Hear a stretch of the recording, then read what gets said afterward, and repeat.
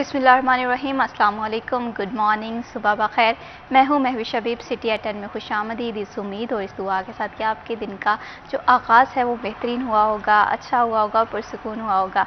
पुरसुकून ज़िंदगी गुजारने के लिए मैं समझती हूँ कि दो बातें इंसान की ज़िंदगी में बहुत ज़्यादा ज़रूरी हैं। एक ये कि इंसान जो है वो सब्र करे, कोई मुश्किल आ गई है, कोई परेशानी है। दूसरा ये कि अल्लाह ताला ने हमें बेशुमार नेमतें अता की होती हैं, खुशहाली ज़िंदगी में हमारे होती है, लेकिन हम शुक्र करना कहीं ना कहीं भूल जाते हैं। तो हमारी ज़िंदगी में अगर ये दो एलिमेंट हम अपना लेते हैं, एक सब्र और दूसरा शुक्र, इससे यकीनन हमारी जो नेमतें हैं हमें उसका एहसास भी ज़्यादा होगा और जो हमारे दुख हैं उसका एहसास भी हमें कम होगा।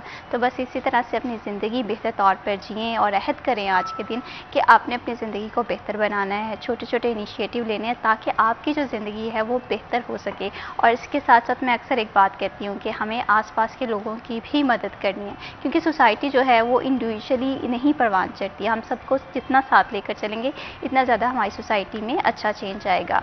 और यहाँ पर अगर पॉजिटिविटी के हवाले से बात करें और अच्छाई के हवाले से बात करें, इसके साथ साथ हम फैसलाबाद के हवाले से थोड़ी सी बात करते हैं। फैसलाबाद एक बड़ा शहर है, यहाँ पर बहुत सारे लोग डिफरेंट कम्युनिटी से ताल्लुक़ रखते हैं। बिज़नेस कम्युनिटी एक ऐसी कम्युनिटी होती है जो किसी भी मुल्क को एम्पावर करने में अहम किरदार अदा करती है। फैसलाबाद की जो बिज़नेस कम्युनिटी है, छोटे बड़े ताजर हैं, उनके क्या मसाइल हैं जो अभी तक हल नहीं हो रहे, इस पर हम बात करेंगे। लेकिन इस पर बात करने से पहले हमारे जो आज के मेहमान हैं उनका तारुफ करवा दो। आज हमें प्रोग्राम में ज्वाइन किया है सिटी 41 के रिपोर्टर फजील अहमद ने। अस्सलाम वालेकुम। वालेकुम अस्सलाम। कैसे हैं फजील आप? अल्हम्दुलिल्लाह। Thank you so much Fazil for joining us in this program. और फजील के साथ ही हमें ज्वाइन किया है मोहम्मद अली नारो ने, सिटी 41 के रिपोर्टर हैं। अस्सलाम वालेकुम। वालेकुम अस्सलाम। कैसे हैं आप? जी अल्हम्दुलिल्लाह। बहुत शुक्रिया Mohammad Ali Naru for joining us in this program. सबसे पहले फजील आपसे ही मैं गुफ्तगू का आगाज़ करना चाहूँगी। सबसे पहले आप मुझे ये बताएं कि 8 बाज़ार जो हैं तिजारती हब भी माना जाता है, वहाँ पर लाखों का बिज़नेस भी होता है, तो वहाँ के मसाइल ऐसे क्या हैं जो अभी तक हल नहीं हो पा रहे? देखिए महविश, सबसे पहले जो 8 बाज़ारों के मसाइल हैं उनमें सबसे बड़ा मसला जो इस वक्त मौजूद है वो फेस्को का जो बोसीदा निज़ाम है वो ताजरों का मसला है। बरसात का मौसम शुरू हो चुका है और अभी तकरीबन 3 से 4 वाक़यात आग लगने के मुख्तलिफ़ कपड़ा मार्केटों के अंदर रूनुमा हो चुके हैं। और इससे तकरीबन आज से 2 साल पहले की, अगर 3 साल पहले की बात की जाए तो सूत्र मंडी के अंदर इसी तरह का एक वाक़या पेश आया जिसमें जो कीमती जानें हैं वो भी ज़ाया हुई और जो माली नुकसान है वो भी उठाना पड़ा। उसके बाद फेस्को की जानिब से ये कहा गया कि तमाम 8 बाज़ारों के अंदर जितने भी फेस्को की जो बिजली की तारें हैं वो तब्दील की जाएंगी, उनकी पाइपिंग की जाएगी। लेकिन वो बातों की हद तक ही रहे। 3 से 3.5 साल गुजर चुके हैं, कोई इसमें पेशरफ्त सामने नहीं आई। उसके बाद फिर अभी तकरीबन कोई 6 माह पहले या 4 माह पहले एक बारिश हुई थी सर्दी के मौसम के अंदर, और मंदर गली के अंदर फिर कपड़ा मार्केट के अंदर आग भड़क उठी थी और वो फिर ताजरों ने अपनी मदद आप के तहत वो आग जो है वो बुझाई थी। और ये जब आग लगने का ऐसा वाक़या पेश आता है तो ज़्यादा नुकसान क्यों होता है? नुकसान इसलिए होता है कि आपके 8 बाज़ारों के अंदर कोई भी रेस्क्यू की बड़ी गाड़ी जो है वो नहीं एंटर हो सकती, गलियों के अंदर नहीं जा सकती। अब जिस तरह से कचहरी बाज़ार को आप देख लें कि उसको बंद किया गया है, अगर आपने पार्किंग ख़त्म करवाई थी तो वहाँ पर रेट कायम होनी चाहिए कि दोबारा पार्किंग ना हो। उसको बंद करना कोई मकसद नहीं है कि गाड़ी भी आसानी से ना गुजर सके। और अगर बंद भी किया है तो इसके बावजूद कौन सा वहाँ पर पार्किंग लगना बंद हो गई है। जिस तरह आज से कुछ दिन पहले भी हमने यही बात डिस्कस की थी कि वहाँ पर तजावज़ात की सूरत हाल जो है वो भी बिगड़ती हुई दिखाई दे रही है। और ये तमाम तर वो मसाइल हैं 8 बाज़ारों के जो इनमें से एक भी मसला नया नहीं है, ये दरीना मसाइल हैं। आज से 25-30 साल पहले की आप हिस्ट्री उठाकर देख लें तो आपको जो उस दौर के ताजर लीडर थे वो भी यही मुतालबात करते नज़र आते थे कि हमें जो पार्किंग की जो सहूलियात हैं वो दी जाएँ, हम तजावज़ात के मसाइल हल किए जाएँ, हमारे जो बिजली की तारें हैं इनका जो निज़ाम फेस्को का बोसीदा हो चुका है इसको अपडेट किया जाए।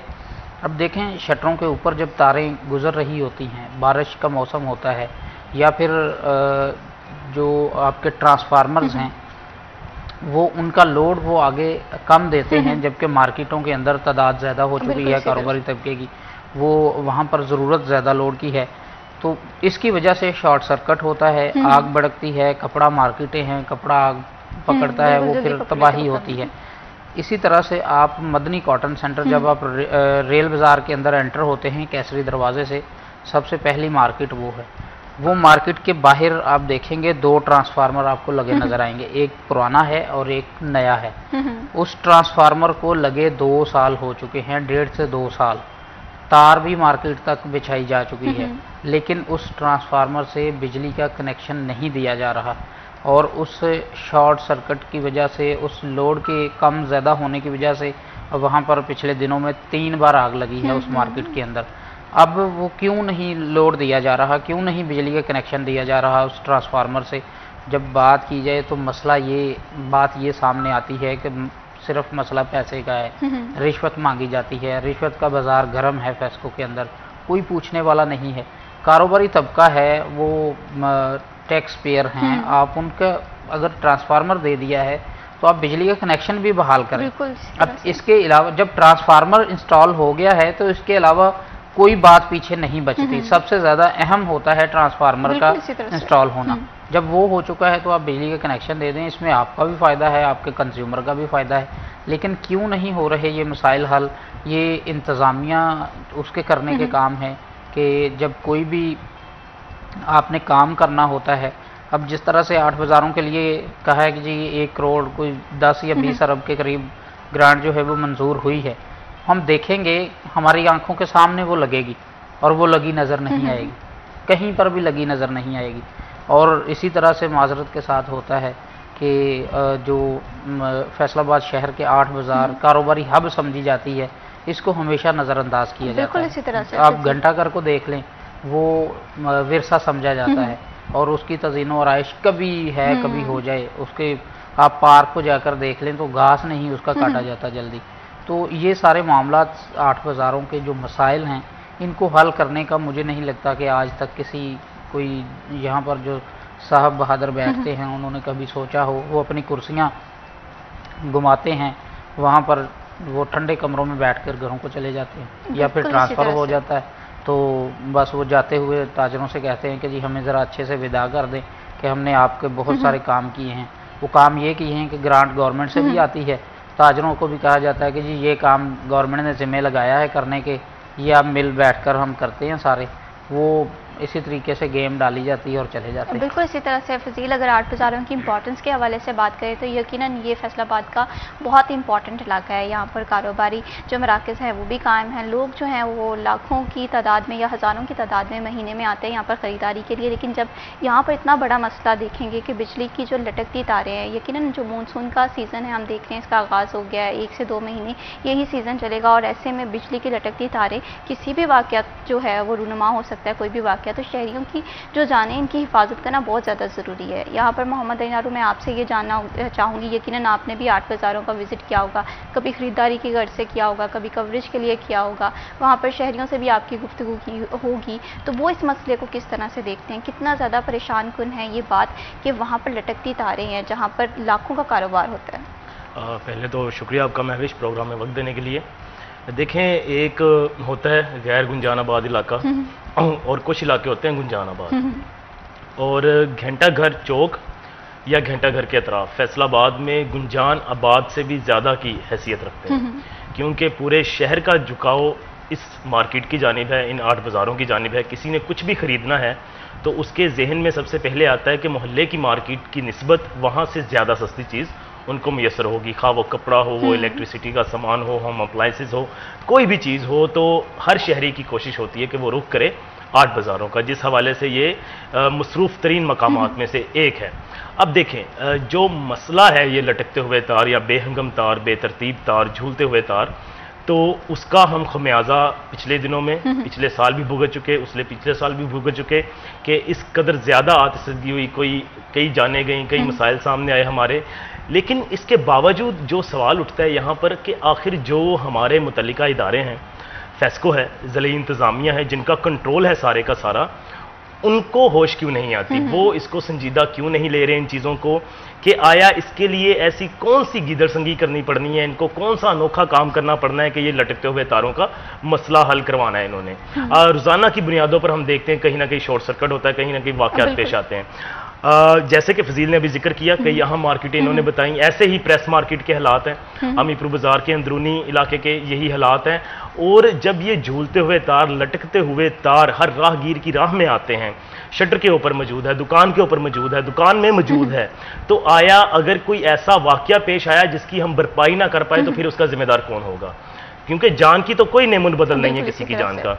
तो यहाँ पर सरासर ये जिम्मेदारी जो मुतल्लिका इदारों की है, फेस्को की है और ज़िले इंतज़ामिया की है कि इसमें मिल बैठकर एक लाहे अमल अपनाया जाए। और इसमें कोई दो राय नहीं है कि इन्होंने लाहे अमल बनाए हुए हैं, इन्होंने कई मीटिंग्स की हैं, कई प्लान इन्होंने मुरतब किए हैं, कोई मंसूबे इन्होंने मुरतब किए हैं कि जनाब ऐसे ऐसे किया जाएगा। सवाल यह है कब किया जाएगा, आपको किस चीज़ का इंतज़ार है, आया कि कोई बड़ा नुकसान हो, ऐसा नुकसान हो जिसका बाद में अजाला ना हो सके। तो ये वो वक्त है कि अब जैसे मानसून का सीज़न है, आने वाले दिनों में फिर ज़्यादा बारिशें होंगी, तो अभी इसका कोई ना कोई हल निकाला जाए। और हल कोई इतना भी ज़्यादा मुश्किल नहीं है। लाहौर में मेरी यकीन माने, लाहौर की जो वोल्ड सिटी है, लाहौर का जो अंदरूनी लाहौर जिसको हम कहते हैं पुराना जो सिटी है सारी की सारी, उसमें ये मसाइल, आप शाह आलमी मार्केट देख लें, अंदर की मार्केटें देख लें, वहां पर तो इससे 10 गुना ज्यादा मसाइल थे। और जब हमने देखा कि वहां पर वाकयात पेश आए तो हुकूमत ने वहां पर संजीदगी दिखाई और पूरी की पूरी वर्ल्ड सिटी के अंदर का जो एरिया है उसमें काफी हद तक उन्होंने लटकते हुए तारों के मसाइल हल कर लिए, क्योंकि वहां पर भी आप बर वक्त जो रेस्क्यू है वो नहीं पहुंचा सकते आप किसी को भी। तो उसका क्या है कि आप एहतियात करें जब आप कर नहीं पा रहे। तो हमारे यहाँ पर अभी भी इस सूरत हाल को जिस कदर ये तशवीशनाक है उस अंदाज से इसको अभी भी नहीं लिया जा रहा, और अभी भी फ़कत टाल मटोल से काम लिया जा रहा है कि कोई मसला नहीं है, लटकते तार हैं, वहाँ तो जा ही रहे हैं, कर ही रहे हैं, कोई मसला नहीं, वक्त गुजरता जा रहा है। लेकिन ये वक्त गुजर नहीं रहा, ये वक्त मोहलत मिल रही है कि आया वक्त पे हम इसको सुधार लें, इसमें बेहतरी ले आएं। वगरना जो हालात हैं, आप जिस भी गली में दाखिल हो जाएं, आप जिस भी बाजार में चले जाएं, कारखाना बाजार की वर्स्ट सूरत हाल है इस मामले में।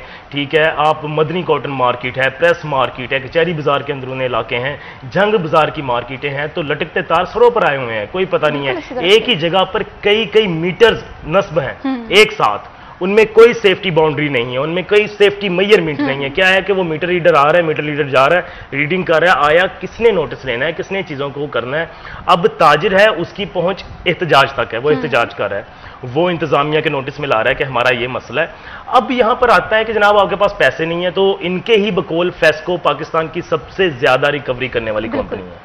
इनके बकौल ही फैसलाबाद का जो कंज्यूमर है वो जिम्मेदार है, फैसलाबाद का शहरी जिम्मेदार है बिल की अदायगी के मामले में। और उस शहरी की सेफ्टी के हवाले से जो इनका म्यार है, जो इनका रवैया है, वो काफी ज्यादा है कि आया आप इस शहर की एक हब को, एक बाजार को, एक ऐसी जगह को नजरअंदाज कर रहे हैं जो कि कई हादसात का सबब बन सकती है, और इसके बर वक्त नोटिस लेने की जरूरत है। इसी तरह से मोहम्मद इनारू, जो कंपनीज हैं एटलीस्ट जो इस सर्विस प्रोवाइड कर रही होती है, उन्हें अपनी जो सर्विसेज है उन्हें बेहतर करने की ज़रूरत है। और इसी तरह से लटकती तारों का अगर मामला है तो ये बहुत संजीदा है, ये किसी की ज़िंदगी को भी ख़तरे में डाल सकता है, वहाँ ख़रीदारी पे करने आए हुए लोग हों या वहाँ पर काम करने वाले ताजिर हों। तो ऐसे में बर वक्त इक़दाम करने की बहुत ज़्यादा ज़रूरत है। फर्दर भी इस पर डिस्कशन करेंगे, लेकिन अभी वक्त हो एक छोटी सी ब्रेक का, कहीं मत जाइए, हमारे साथ रहिए।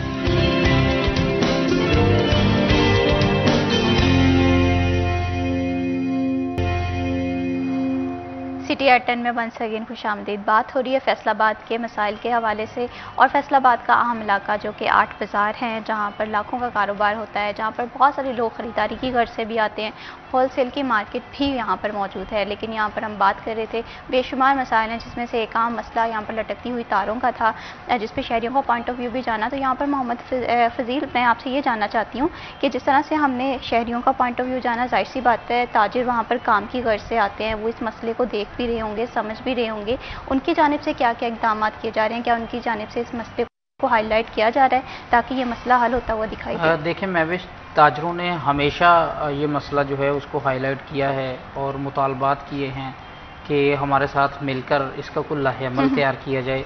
जहाँ तक ताजर इसमें हेल्प आउट कर सकेंगे वो भी करेंगे। और जो साबिक बोर्ड ऑफ डायरेक्टर के चेयरमैन फेस्को के मलक तहसीन अवान, उन्होंने घंटाघर के अंदर खड़े होकर ये वादा किया था कि ये मैं तमाम जो मसाइल हैं फेस्को के हवाले से 8 बाज़ारों में, इनके हल के यकीन दहानी करवाता हूँ। उन्होंने ही कहा था कि तमाम तारें जो हैं उनको उनकी पाइपिंग कर दी जाएगी, उनको शटरों के ऊपर ऐसे नहीं छोड़ा जाएगा, और उन्होंने कहा जी इतने मैं पैसे जो है इसके लिए मुख्तस कर देता हूँ तो ये मसला हल हो जाएगा। लेकिन वो उस बात करने के बाद भी को 8 से 9 माह अपनी सीट के ऊपर रहे, लेकिन उन्होंने भी कुछ नहीं किया। अब जो मसाइल हैं, जो ताजर तंजीमें हैं मुख्तलिफ़ प्लेटफार्म्स के ऊपर वो ये अपील्स करती हैं और फेस्को से मुतालबात करती हैं कि खुदारा ये जिस तरह के वाक़यात पहले 1-2 दफ़ा हो चुके हैं, जिस तरह से सूत्र मंडी का मैंने पहले बताया कि इससे पहले कि ऐसा कोई वाक़या पेश आए इसका कोई सद्देबाब कर लिया जाए, ऐसा ना हो कि फिर माली नुकसान के साथ साथ जानी नुकसान भी उठाना पड़े। लेकिन जिस तरह मैंने पहले कहा है कि वो हमारी इंतज़ामिया हो या फिर फेस्को हुकाम हो, वो किसी की सुनने को तैयार नहीं है।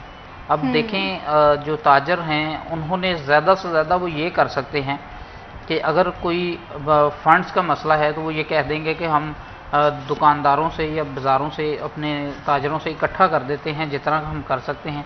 दूसरा, खुद करे फेस्को, जिस तरह मोहम्मद अली नारू ने कहा कि ये फेस्को का अपना ही दावा है कि हम सबसे पाकिस्तान में मुनाफा कमाने वाली कंपनी है, सबसे ज़्यादा रिकवरी करते हैं और फैसलाबाद रीजन जो है ये सबसे ज़्यादा यहाँ के लोग जो हैं वो ज़िम्मेदार हैं बिल की अदायगी के हवाले से। तो अगर आप सबसे ज़्यादा रिकवरी करते हैं तो जिनसे रिकवरी कर रहे हैं उनको क्या दे रहे हैं? कुछ भी नहीं। और ताजर तो ये कहते हैं कि जी ये हमारा मसला है, इसको हल करें, लेकिन वो बेचारे, मैं ताजरों को भी कहता हूं कि वो बेचारे ही हैं कि आज तक उनकी कोई नहीं सुनी गई। ताजरों को सिर्फ ये होता है कि कोई अफसरान हमें बुलाएं, अब चाय का कप पिला दें, वो इतने में ही राज़ी हो जाते हैं, काम हो ना हो बस ख़त्म चीज़। तो ये सारे मसाइल जो हैं वो हाईलाइट तो करते हैं लेकिन बिल्कुल उनकी सुनता कोई नहीं। बिल्कुल इसी तरह से ये 8 बाज़ार जो हैं ये फैसलाबाद के इंपॉर्टेंट एरिया भी हैं। इसके साथ साथ अगर हम बात करें सिर्फ तारीख बदलती है, नहीं बदलती तो फैसलाबाद की आवाम के मसाइल नहीं बदलते, और 8 बाज़ारों के मसाइल का भी कुछ यही सूरत हाल है। और इसी के साथ साथ अगर हम तजावुज़ात के हवाले से बात करें तो हम देख रहे थे कि ये तजावुज़ात का ऑपरेशन बड़े ज़ोर शोर से जारी रहा, और जिस तरह से हम सब लोग देख रहे थे कि ये दरीना मसला फैसलाबाद का हल होता हुआ दिखाई दे रहा है। तो इसमें मोहम्मद नारू, मैं आपसे पॉइंट ऑफ व्यू जानना चाहती हूँ कि तजावुज़ात के खिलाफ हम सब लोगों ने देखा, ऑपरेशन बहुत अच्छा रहा, हम लोगों ने तारीफ़ें भी की, डिफरेंट लोगों से डिस्कशन भी की।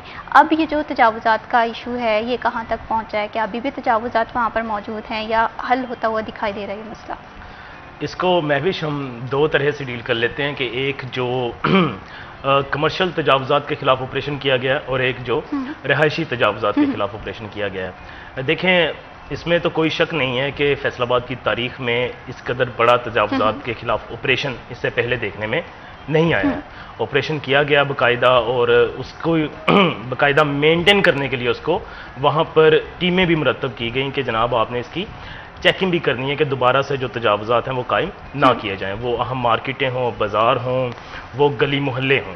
अब हो ये रहा है कि घंटा घर या मुतलका जो बाज़ार हैं वहाँ पर जो तजावुज़ात के खिलाफ ऑपरेशन किया गया है वो काफ़ी असर वाला ऑपरेशन था, और अभी तक उसके असरात बाकी हैं। बाकायदा चेकिंग की जाती है और जो एंटी स्क्वाड टीम है एनक्रोचमेंट की वो भी बाकायदा वहाँ पर मुनज़्ज़म अंदाज में चेक एंड बैलेंस रखती है। लेकिन फिर भी कहीं कहीं जगह पर अब कोताही देखी जा रही है और दोबारा से तजावुज़ात कायम होना शुरू हो गए हैं, जिनमें जो सरे फहरिस्त है वो हमारा जंग बाज़ार है, जहाँ पर बाकायदा ठेले भी लग गए, बाकायदा रेडी बान भी आ गए दोबारा से, और स्टॉल्स भी सज चुके हैं। अब यहाँ पर कार्रवाइयाँ जो होनी है वो ताजर बरादरी और साथ में ज़िला इंतज़ामिया और म्यूनसिपल का जो कॉरपोरेशन है इनका जो मुश्तरका इत्तफाक होगा वो सूदमंद साबित होगा किसी भी चीज़ की देर पाओ उसको रखने के लिए। वो तजावुज़ात के खिलाफ ऑपरेशन है जैसे मर्जी हो। अब जैसे कि मंसूराबाद के में किया गया ऑपरेशन, मेन बाज़ार, मेन रोड क्लियर करवाए गए, पक्के जो तजावुज़ात हैं वो ख़त्म किए गए, थड़े ख़त्म किए गए, शटर ख़त्म किए गए, तो अब वहाँ पर जो आहिस्ता आहिस्ता है शायद अब कहीं जाकर वो असर अब कम होना शुरू हो चुका है, और लोग जो दोबारा से तजावुज़ात माफिया है वो एक्टिव होने लगा है। माफिया इसको इस लिहाज से कहा जाएगा कि जब हम ये बात करते हैं कि यार तजावुज़ात ना करें तो एक जगह पर आवाज़ आती है जनाब ये तो लोग आम लोग हैं, रेडी बान हैं, आप इनको फलां कर देते हैं, फलां कर देते हैं। देखें, अगर एक रेडी बान रोड पर खड़ा है रोड के मिड में खड़ा है, रोड की साइड पर खड़ा है और उसकी वजह से रास्ता तंग हो रहा है और कई हादसा का वो सबब बन रहा है, तो जाहिर बात है हम कह रहे हैं कि जनाब आप जायज़ तरीके से, अब देखें इन्होंने हल निकाला और जो फैसलाबाद की अहम शाहराहें थी उनके अतराफ में इन्होंने बाकायदा काउंटर सेल कायम कर दिए और खुद बना कर दिए कि जनाब आप लोग रोड पे बैठने की बजाय यहाँ पर बैठें, ये आपके अखराजात होंगे, आप सरकारी तरीके से जायज़ तरीके से यहाँ पर बैठ जाएं। अब उसमें क्या मामला हो रहा है वो कभी बाद में हम डिस्कस करेंगे कि किस तरीके से उसको म्यूनसिपल कॉर्पोरेशन लेकर चल रही है और क्या नफा नुकसान वहाँ पे किया जा रहा है, लेकिन उसका मुतबादिल हल हमारे पास आ गया। ये चीज़ क्लियर होगी कि अगर हम हल निकालने पर आए तो हम किसी भी चीज़ का हल निकाल लेते हैं, कि ये नहीं है कि हमने रेहड़ियाँ उठाई, ठेले उठाए, सब उठाकर हमने फेंक दिया, उनको बेरोजगार कर दिया, नहीं, हमने उसका मुतबादल देना शुरू कर दिया। अब आ जाकर हमारा जो मसला था वो थे तजावुज़ात के, ये दोबारा से कायम नहीं होने चाहिए। अब वो होना शुरू हो चुके हैं और उसके लिए दोबारा से वही डिटर्मिनेशन, वही अज़्म की ज़रूरत है जो हमने कुछ माह कबल देखा।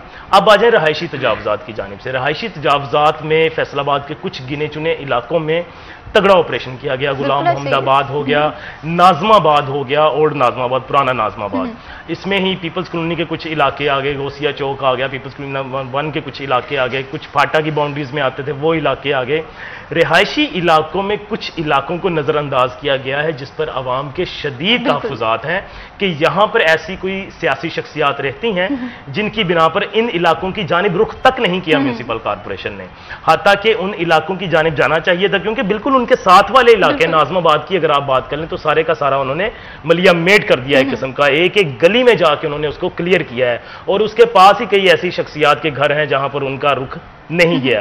तो वो तहफ़्फ़ुज़ात हैं लोगों के, शहरियों के, कि आपने कई इलाके आपने बिल्कुल क्लियर कर दिए और कई इलाकों का आपने रुख तक नहीं किया कि वहां पर आपको मसाइल पेश आने हैं। तो जाहिर बात है यहाँ पर म्यूनसिपल कॉर्पोरेशन जो है, फाटा जो है, FD है, जो मुश्तरका कार्रवाइयाँ कर रहे हैं, तो उसमें रहायशी इलाकों के जो तजावुज़ात हैं वो ताहाल कायम है बड़े पैमाने पर, जैसे कि हम कह रहे हैं कि बाज़ारों के भी हैं।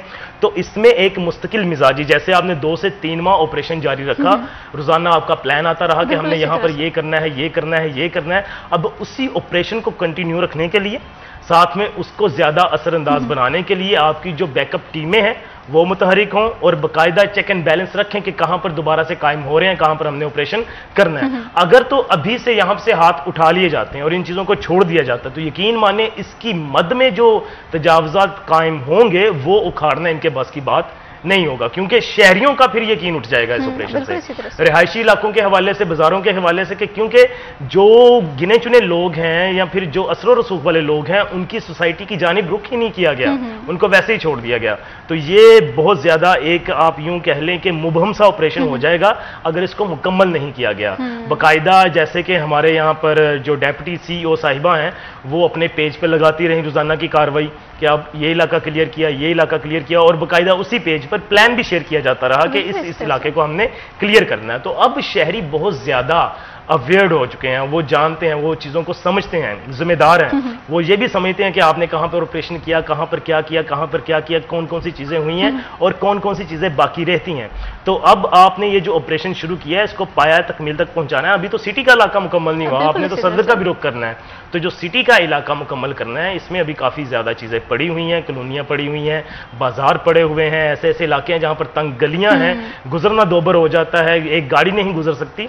तो निशानदेही लोग भी कर रहे हैं। ये जो सोशल मीडिया है इसमें बड़ी ज़्यादा लोगों को पॉइंट्स दिए हैं, लोगों को दी है मोहलत कि आप अपना इजहार करें, तो लोग कर भी रहे हैं, शहरी कर भी रहे हैं। तो अब ये है कि इसको दोबारा से शुरू किया जाए और पाया तकमील तक पहुंचाया। बिल्कुल इसी तरह से तजावुज़ात के खिलाफ ऑपरेशन के हवाले से अगर देखा जाए तो इस पर एक स्ट्रॉन्ग फॉलोअप करने की बहुत ज़्यादा ज़रूरत है। हमने देखा कि फरवरी से पहले ये हम बातें कर रहे थे कि फैसलाबाद का तजावुज़ात का मसला बहुत बड़ा है, इससे पता नहीं हल कर पाएंगे कि नहीं कर पाएंगे। फिर हमने देखा कि ऑपरेशन फैसलाबाद में इसका आगाज़ हो गया और ऑपरेशन किसी हद तक कामयाब होता हुआ भी दिखाई दे रहा था। लेकिन जब बात आई फॉलो अप की तो यहाँ पर थोड़ा सा कमज़ोर पड़ते हुए दिखाई दिए गए डिस्ट्रिक्ट एडमिनिस्ट्रेशन भी और इनके लोग भी। इस पर फर्दर भी बात करेंगे, लेकिन यहाँ पर वक्त हुआ एक छोटी सी ब्रेक का, कहीं मत जाइए, हमारे साथ रहिए।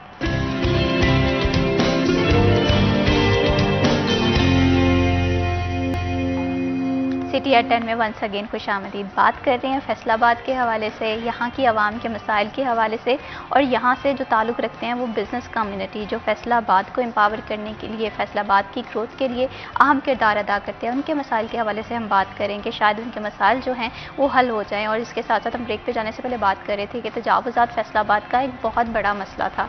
ये मसला कब तक हल होगा या किस तरह से हल होगा, क्योंकि हम तो ये समझ रहे थे कि अब तक ये मसला हल हो जाना चाहिए, लेकिन 8 बाज़ारों में अभी भी तजावुज़ात मौजूद हैं। इसके पीछे असल फैक्टर क्या है, इसमें मैं फजील आपसे ये जानना चाहती हूँ। ऑपरेशन तो हो गया स्टार्ट, ठीक है, फॉलो अप पे भी बात की कि उस तरह से नहीं रहा, लेकिन इसके पीछे जो अवामिल हैं जो तजावुज़ात क्रिएट कर रहे हैं, जिस पे चेक एंड बैलेंस नहीं रखा जा रहा, वो कौन लोग हैं? उनके खिलाफ जब तक कोई ना कोई कार्रवाई नहीं होगी, मैं समझती हूँ तजावुज़ात नहीं रुक पाएंगे। देखिए महविश, ये वो लोग हैं जो म्यूनसिपल कॉरपोरेशन के प्यारे हैं, जो म्यूनसिपल कॉरपोरेशन के उस अमले के प्यारे हैं जो ये कहता है कि जी हम तजावुज़ात के हवाले से ज़ीरो टॉलरेंस है। ये ज़ीरो टॉलरेंस तब हुआ जब पंजाब हुकूमत की जानिब से सख्ती की गई। उससे पहले यही अमला था, यही लोग थे म्यूनसिपल कॉरपोरेशन के जो रोज़ाना सिर्फ एक चक्कर लगाते थे 8 बाज़ारों में, और चक्कर लगाकर वहाँ पर सलामी लेने के बाद घरों को चले जाते थे, और कुछ लोगों को दफातर के अंदर बैठे ही सलामी चली जाती थी। और अब ये कहना शुरू हो गए कि जी ज़ीरो टॉलरेंस है तजावुज़ात के हवाले से। ये साथ ये क्यों नहीं कहते कि हम मजबूर भी हैं, हम ज़ीरो टॉलरेंस के साथ साथ दोहरा मेयार भी रखते हैं तजावुज़ात के हवाले से। ये भी लोगों को बताएं कि हम कमज़ोर भी हैं, हम इतने पावरफुल नहीं कि हम हर जगह पर तजावुज़ात के ख़िलाफ़ ऑपरेशन कर सकें। ये मोहम्मद अली नारू ने जिस तरह बताया कि कुछ इलाकों के अंदर, रहायशी इलाकों के अंदर तजावुज़ात के ख़िलाफ़ ऑपरेशन किया गया, तो कुछ सियासी शख्सियात जो हैं उनको छोड़ दिया गया, उनके मोहल्लों में नहीं गए। ये जाते तो वहाँ से बेइज्जत होकर निकलना था इन्होंने, क्योंकि वहाँ पर चौधरी शेर अली बैठा है, वहाँ आबे शेर अली बैठा है, वो डायरेक्ट मरियम नवाज़ को फ़ोन करते हैं, इनको सारा पता है। 8 बाज़ारों में ऑपरेशन हो गया।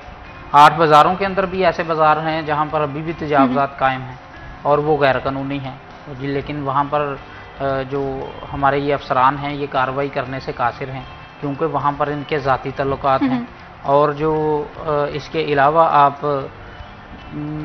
सर्कुलर रोड है उसको देख लें, वहाँ पर वासा का सरकारी वो खाला है जिसके ऊपर दुकानें, गैर कानूनी दुकानें हैं, उसको अभी तक क्यों नहीं गिराया गया? ये छोटे छोटे दुकानदार जो हैं वो उनके साथ लड़ाई भी कर ली, उनको जाकर ये भी कहा कि जी आपके ऊपर FIR हो जाएगी, ये उसको क्यों नहीं गिरा रहे? उसका क्या मसला है? उसके पीछे कौन है? ये भी तो बताएं ना लोगों को। आज तक उसका प्लान क्यों नहीं जारी किया गया? बिल्कुल इसी तरह से क्यों नहीं जारी करते? मसला सिर्फ ये है कि ये जो लोग समझते हैं ना कि जी बड़े ताकतवर हैं, बड़े दबंग हैं, ये कुछ भी नहीं है। बिल्कुल इसी तरह ये कुछ भी नहीं है।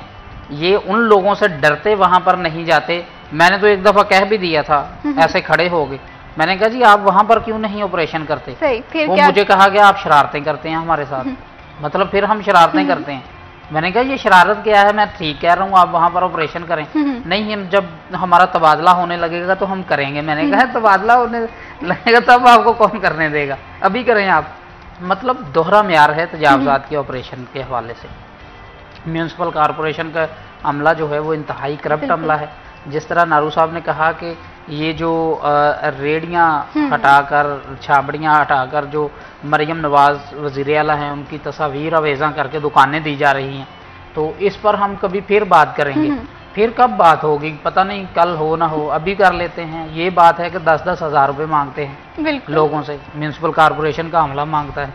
अब एक इंस्पेक्टर खुलेआम इस तरह से 10-10 हज़ार नहीं मांग सकता जब तक ऊपर से उसके सर पे हाथ ना रखा जाए, उसकी पीठ पे हाथ ना रखा जाए। वो लेके ऊपर तक पहुंचाता है और ये इस गंगा में सब हाथ बिल्कुल इसी तरह से फजीला आपने बहुत ही इंपॉर्टेंट पॉइंट्स जो हैं वो हाईलाइट किए हैं। और यकीनन ये जो मसले हैं ना, ये किसी एक शख्स का मसला नहीं है। यहाँ पर रहने वाले जो लाखों लोग हैं फैसलाबाद के, वो इन मसाइल से दो चार हैं।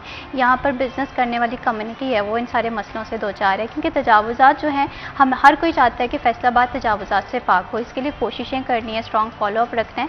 इसके साथ साथ मोहम्मद नारू, मैं आपसे ये जानना चाहती हूँ कि हमने फॉलोअप के हवाले से बात की, लेकिन मुझे ये लग रहा है कि एहतसाब में हम कहीं थोड़ा सा पीछे रह गए हैं, जिसकी वजह से तजावुज़ात का जो ऑपरेशन है वो उस कदर कामयाब नहीं होता हुआ दिखाई दे रहा जिस तरह से ये आगाज़ हुआ था। बिल्कुल दुरुस्त फरमाया महविश आपने। देखें, आगाज़ में जब हमने तजावुज़ात का ऑपरेशन देखा, उसको रिपोर्ट किया, बाकायदा देखें सहाफ़ी के तौर पर, जर्नलिस्ट के तौर पर हमारी जिम्मेदारी है कि कुछ अच्छा हो रहा है तो उसकी भी हम तारीफ़ करें, अगर कुछ बुरा हो रहा है तो उसकी हम तनकीद करें, वो इस्लाह करें और सामने लाएं माशरे में। म्यूनसिपल कॉरपोरेशन का तजावुज़ात के खिलाफ ऑपरेशन एक ग्रैंड ऑपरेशन था, जिसको होता हमने आगाज़ में देखा कि किस तरह से उसको डील किया गया, वो शहर हो, वो बाज़ार हो, किस तरह से उनको क्लियर किया गया और बाकायदा बाद में एक जो डेमो पोस्टर हैं, डेमो बैनर्स हैं, वो अवेज़ा किए गए कि आपने इस तरह से देखना है।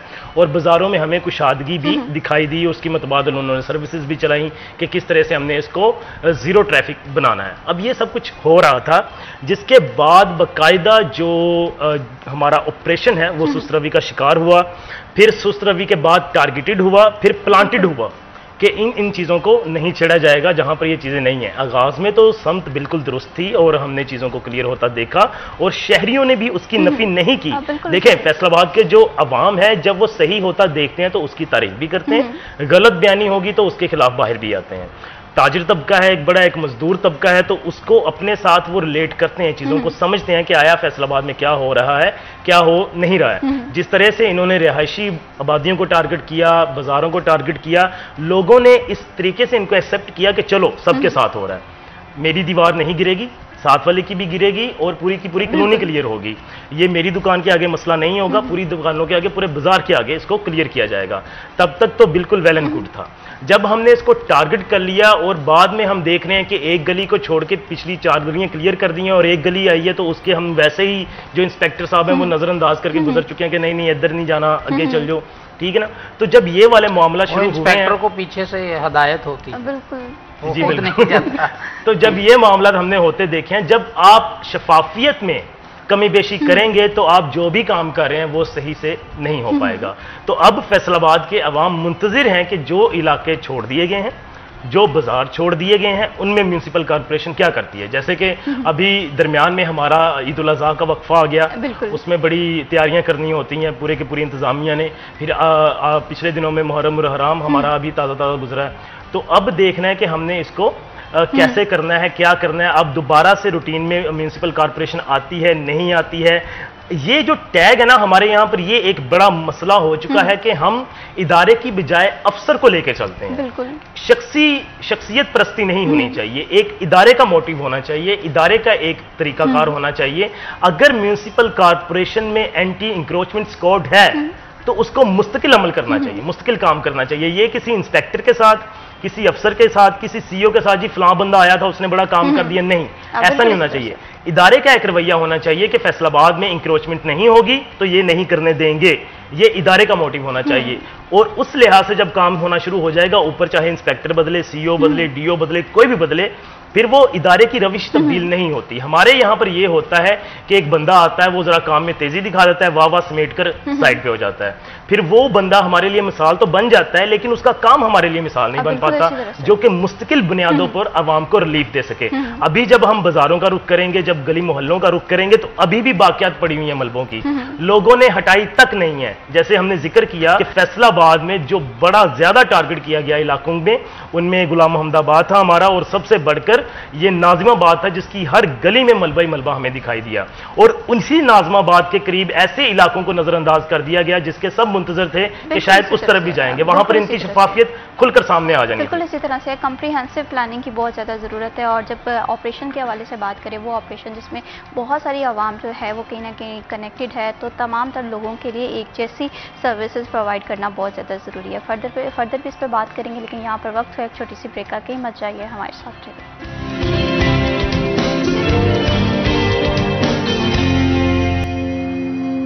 सिटी एट 10 में वंस अगेन खुशामदीद। बात हो रही है फैसलाबाद के मसाइल के हवाले से, और इसी के साथ साथ हम 8 बाज़ारों के जो इश्यूज़ हैं उन्हें डिस्कस कर रहे हैं। कहीं ना कहीं हल होते हुए दिखाई तो नहीं दे रहे, लेकिन कहते हैं कि उम्मीद पे दुनिया कायम है। तजावुज़ात के हवाले से हमने बात की, लटकती तारों का मामला था, ये भी देखने में मिल रहा है। लेकिन इसके साथ साथ एक अहम मसला है जो फैसलाबाद के पूरा मसला दिखाई दे रहा है। कहीं ना कहीं यहाँ पर पार्किंग का सिस्टम उस तरह से ऑर्गेनाइज नहीं है, और मैं ये समझती हूँ कि अगर पार्किंग जो है ऑर्गेनाइज नहीं होगी, वेल मैनेज नहीं होगी, तो यकीनन इसका जो बोझ है वो सड़कों पर पड़ेगा और जिसकी वजह से हर शहरी जो है वो मुतासिर होगा। तो फजील, यहाँ पर मैं आपसे ये जानना चाहती हूँ, 8 बाज़ारों के हवाले से अगर हम स्पेसिफिकली बात करें, क्या सिचुएशन है वहाँ पर? पार्किंग के इंतजाम किस तरह से आप देख रहे हैं? क्या कोई बेहतरी होती हुई दिखाई दे रही है आपको? देखिए महविश, 8 बाज़ारों में पार्किंग का भी एक बड़ा मसला है और उसमें बेहतरी पिछले 20 साल से होती दिखाई नहीं दे रही। 20 साल से यही देखा जा रहा है कि शायद बेहतरी हो, शायद बेहतरी हो।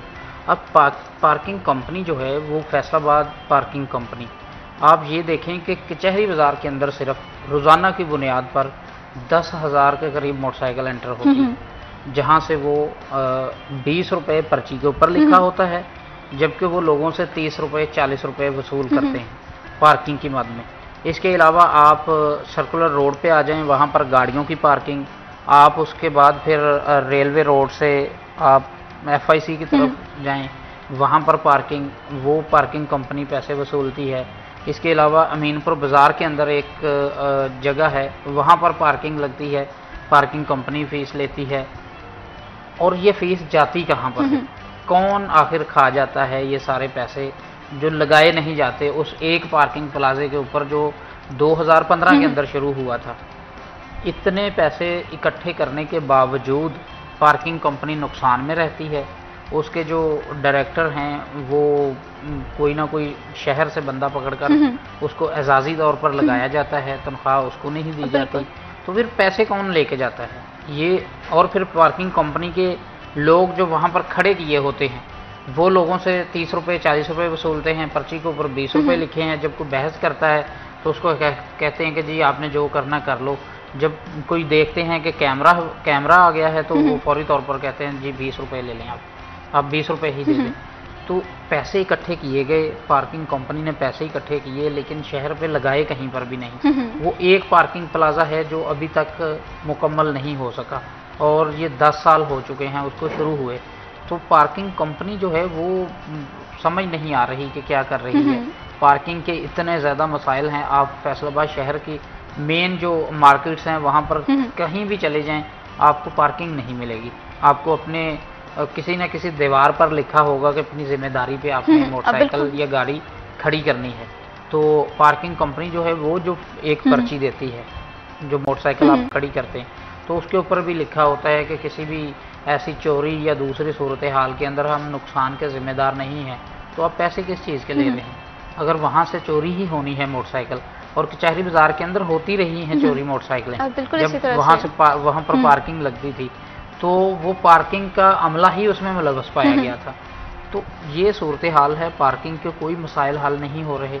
अब पार्किंग उठाई गई है 8 बाज़ारों से, तो रेलवे की जगह है जहाँ पर पार्किंग की जगह दी गई है, वो रेलवे की जगह पे पार्किंग लगती है मोटरसाइकिलों की, पैसे फिर पार्किंग कंपनी ही कहीं ना कहीं से वो पकड़ लेती है लोगों से।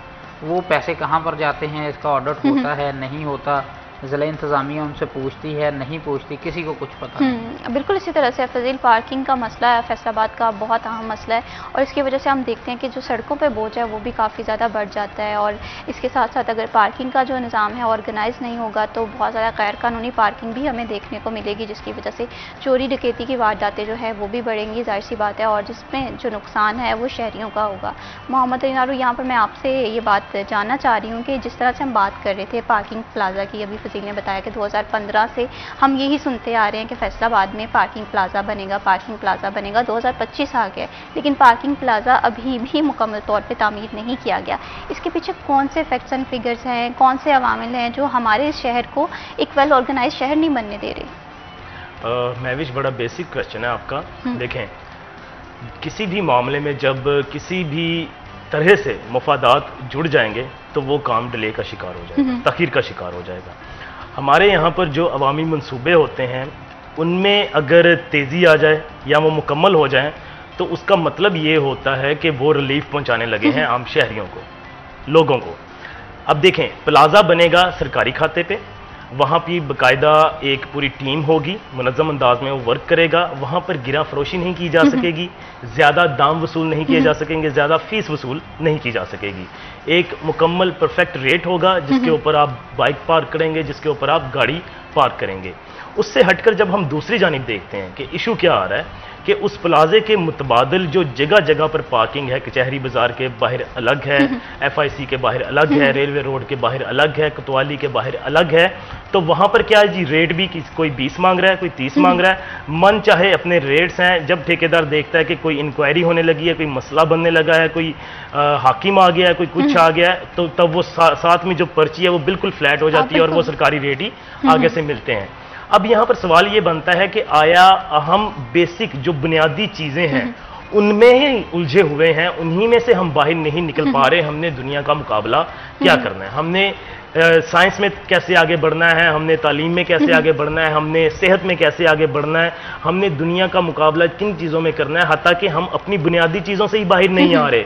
मेरे शहर की पार्किंग का खाता ही मुकम्मल नहीं हो रहा, लटकते तार ही खत्म नहीं हो रहे, तजावुज़ात का मसला ही थमने को नहीं नाम ले रहा, गिरा फरोशी है कि थमनी नजर नहीं आ रही, रेट लिस्ट के होने के बावजूद जो सरकारी कीमतें हैं वो कहीं पर हमें अमल दरामद होता दिखाई नहीं देता। गोश्त से लेकर, सब्जी से लेकर, फ्रूट से लेकर, होम अप्लायंसेस तक हमें सरकारी खातों पर मिलती हुई दिखाई नहीं देती।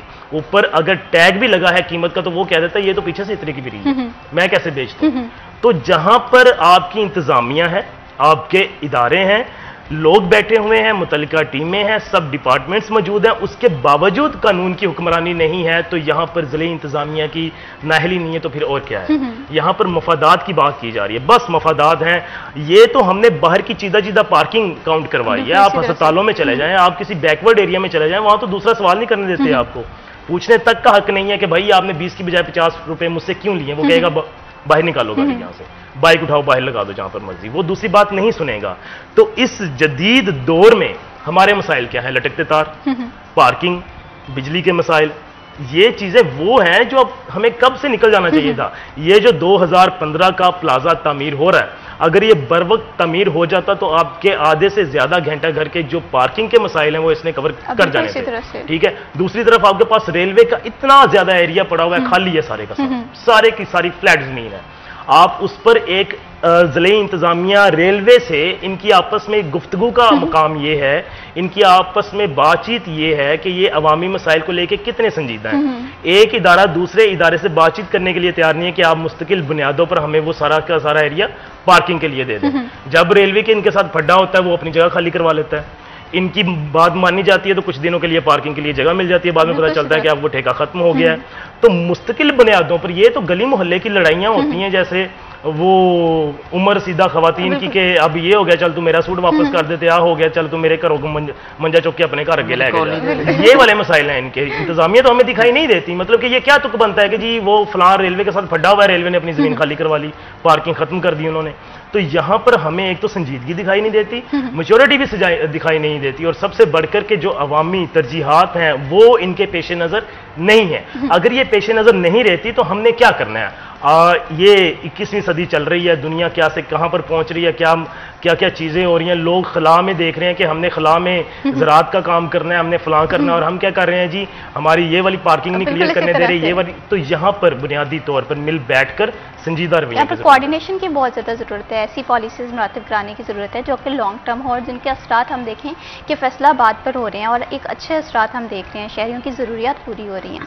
बहुत शुक्रिया Mohammad Inaru for joining us in this program, बहुत शुक्रिया Fazeel Ahmad for joining us in this programme.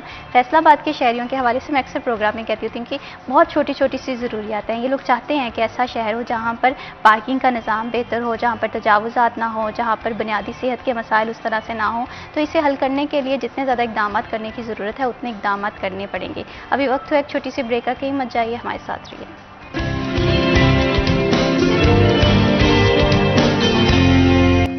City eight 10 में वंस अगेन खुशामदीद। बढ़ाते हैं प्रोग्राम को आगे और अब बात करते हैं एजुकेशन के हवाले से। तालीम जो है इंसान की पर्सनैलिटी डेवलपमेंट में भी अहम किरदार अदा करती है और इसी के साथ साथ इंसान को इंसान बनाती है, इंसान को दूसरों के साथ बेहतर बिहेव करने के लिए भी तरगीब देती है। तो एजुकेशन आजकल के दौर में कितनी ज़्यादा ज़रूरत है, क्या तालीम का मकसद सिर्फ़ और सिर्फ किताबें पढ़ना है, इस पर हम बात करेंगे। लेकिन इस पर बात करने से पहले जो हमारे आज के बहुत ही ख़ास मेहमान हैं उनका तारुफ करवा दूँ।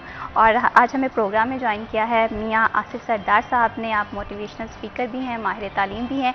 जहाँ पर लोग थोड़े से डिसपॉइंटेड हो जाते हैं, मायूस हो जाते हैं, तो उन्हें ज़िंदगी में वापस लेकर आते हैं। और मैं ये समझती हूँ कि ये काम बहुत बड़ा काम है, अचीवमेंट का काम है। अस्सलाम वालेकुम। वालेकुम अस्सलाम। कैसे हैं सर आप? I am fine. Thank you so much for joining us in this program. सबसे पहले हम गुफ्तगू करेंगे तालीम के हवाले से। एजुकेशन बहुत इंपॉर्टेंट है, हमें डिफरेंट ज़ाविये से ज़िंदगी को समझने का मौका भी देती है। आपकी नज़र में तालीम क्या है? अगर इसे हम थोड़ा सा समराइज़ करें कि तालीम इम्पॉर्टेंट क्यों है और सबसे पहले तालीम क्या है आपकी नज़र में? अच्छा, इसके बारे में ना एक एमुल कांत है, वो एजुकेशनिस्ट है, वो एजुकेशन की डेफिनेशन करता है, वो तालीम की डेफिनेशन करता है। वो कहते हैं तालीम क्या है? वो कहते हैं तालीम इंसान को इंसान बनाने का नाम है। बेशक। आप एक जंगल की मिसाल अपने सामने रखें। जंगल के अंदर क्या होता है कि उसमें किसी भी चीज़ के अंदर तरतीब मौजूद नहीं है। वहाँ के ऊपर जो जड़ी बूटियाँ हैं वो भी वहाँ पे शामिल हो जाती हैं, वहाँ पे जो पौधे हैं वो भी बेतरतीब होते हैं। लेकिन जब आप किसी बागीचे के अंदर आते हैं तो बागीचे के अंदर हर चीज़ तरतीब के अंदर नज़र आती है, हर चीज़ एक प्रोपोर्शन के अंदर नज़र आती है, हर चीज़ एक तनासुब के अंदर नज़र आती है। इसी तरीके से तालीम क्या करती है? तालीम इंसान की शख्सियत को ऐसे संवारती है कि जो इंटरनल क्वालिटीज़ होती हैं वो बड़ी ज़बरदस्त शेप के अंदर वो बाहर आती है। तो तालीम शॉर्टली इंसान को इंसान बनाने का बिल्कुल इसी तरह से है, तालीम इंसान को इंसान बनाती है। और आजकल के अगर ट्रेंड के हवाले से बात करें, आजकल शायद हम एजुकेशन को सिर्फ ये समझ रहे हैं कि हमने 16 ईयर एजुकेशन हासिल कर लिया है, हमने BS कर लिया है, हमने BA कर लिया है, हमारी जो तालीम है इसका दायरा कर यहीं तक मुहित है। लेकिन तालीम इससे बढ़कर है। तालीम में सिलेबस कवर करना लाजमी नहीं है, लेकिन इसके साथ साथ कौन से अहम जुज़्व हैं जो इस तालीम का हिस्सा बन सकते हैं कि इंसान को बेहतर इंसान बनाने में। बिल्कुल ठीक है। अच्छा, ऐसा है कि आपने ना जो हमारे आजकल जो हम कहते हैं ना एजुकेशन है, एजुकेशन का सिर्फ मतलब ये नहीं है कि हमने सिलेबस कवर करना है। ये जो सिलेबस कवर करना होता है ये क्या होता है? ये एजुकेशन का एक छोटा सा पार्ट है जिसके अंदर हम इसे कहते हैं कि IQ है। हमने बेसिकली ये क्यूज को समझना है, ये क्यूज कौन कौन से हैं। एक IQ है, उसको कहते हैं इंटेलिजेंस क्वोशेंट। ये इंटेलिजेंस क्वोशेंट से क्या मुराद होता है कि हमने बच्चों के अंदर एकेडमिक एक्सीलेंस को पैदा करना है। सही। उनके अंदर हमने जो उनके सिलेबस से रिलेटेड है उससे अपनी इंफॉर्मेशन को मुकम्मल करना है। एजुकेशन इंस्टीट्यूट का काम अब सिर्फ ये नहीं है कि बच्चों के IQ के ऊपर फोकस करें। अब बच्चों के लिए जरूरी है कि उनको EQ की तरफ लाया जाए। सही। अब EQ क्या है? EQ है इमोशनल क्वोशेंट। अब बच्चे को इमोशनली आपने बिल्ड करना है, ठीक है, उसको इमोशनली स्टेबल करना है, उसको इमोशनली इंटेलिजेंट करना है, उसकी डिसीजन मेकिंग के ऊपर काम करना है, उसके जो एक्सप्रेशंस हैं और सोशल बिहेवियर्स हैं उसके ऊपर काम करना है। तो पहला क्यू किससे रिलेटेड था? एकेडमिक से। दूसरा इमोशनल इंटेलिजेंस से। और तीसरा क्यू क्या है? तीसरा क्यू है सोशल क्वोशेंट।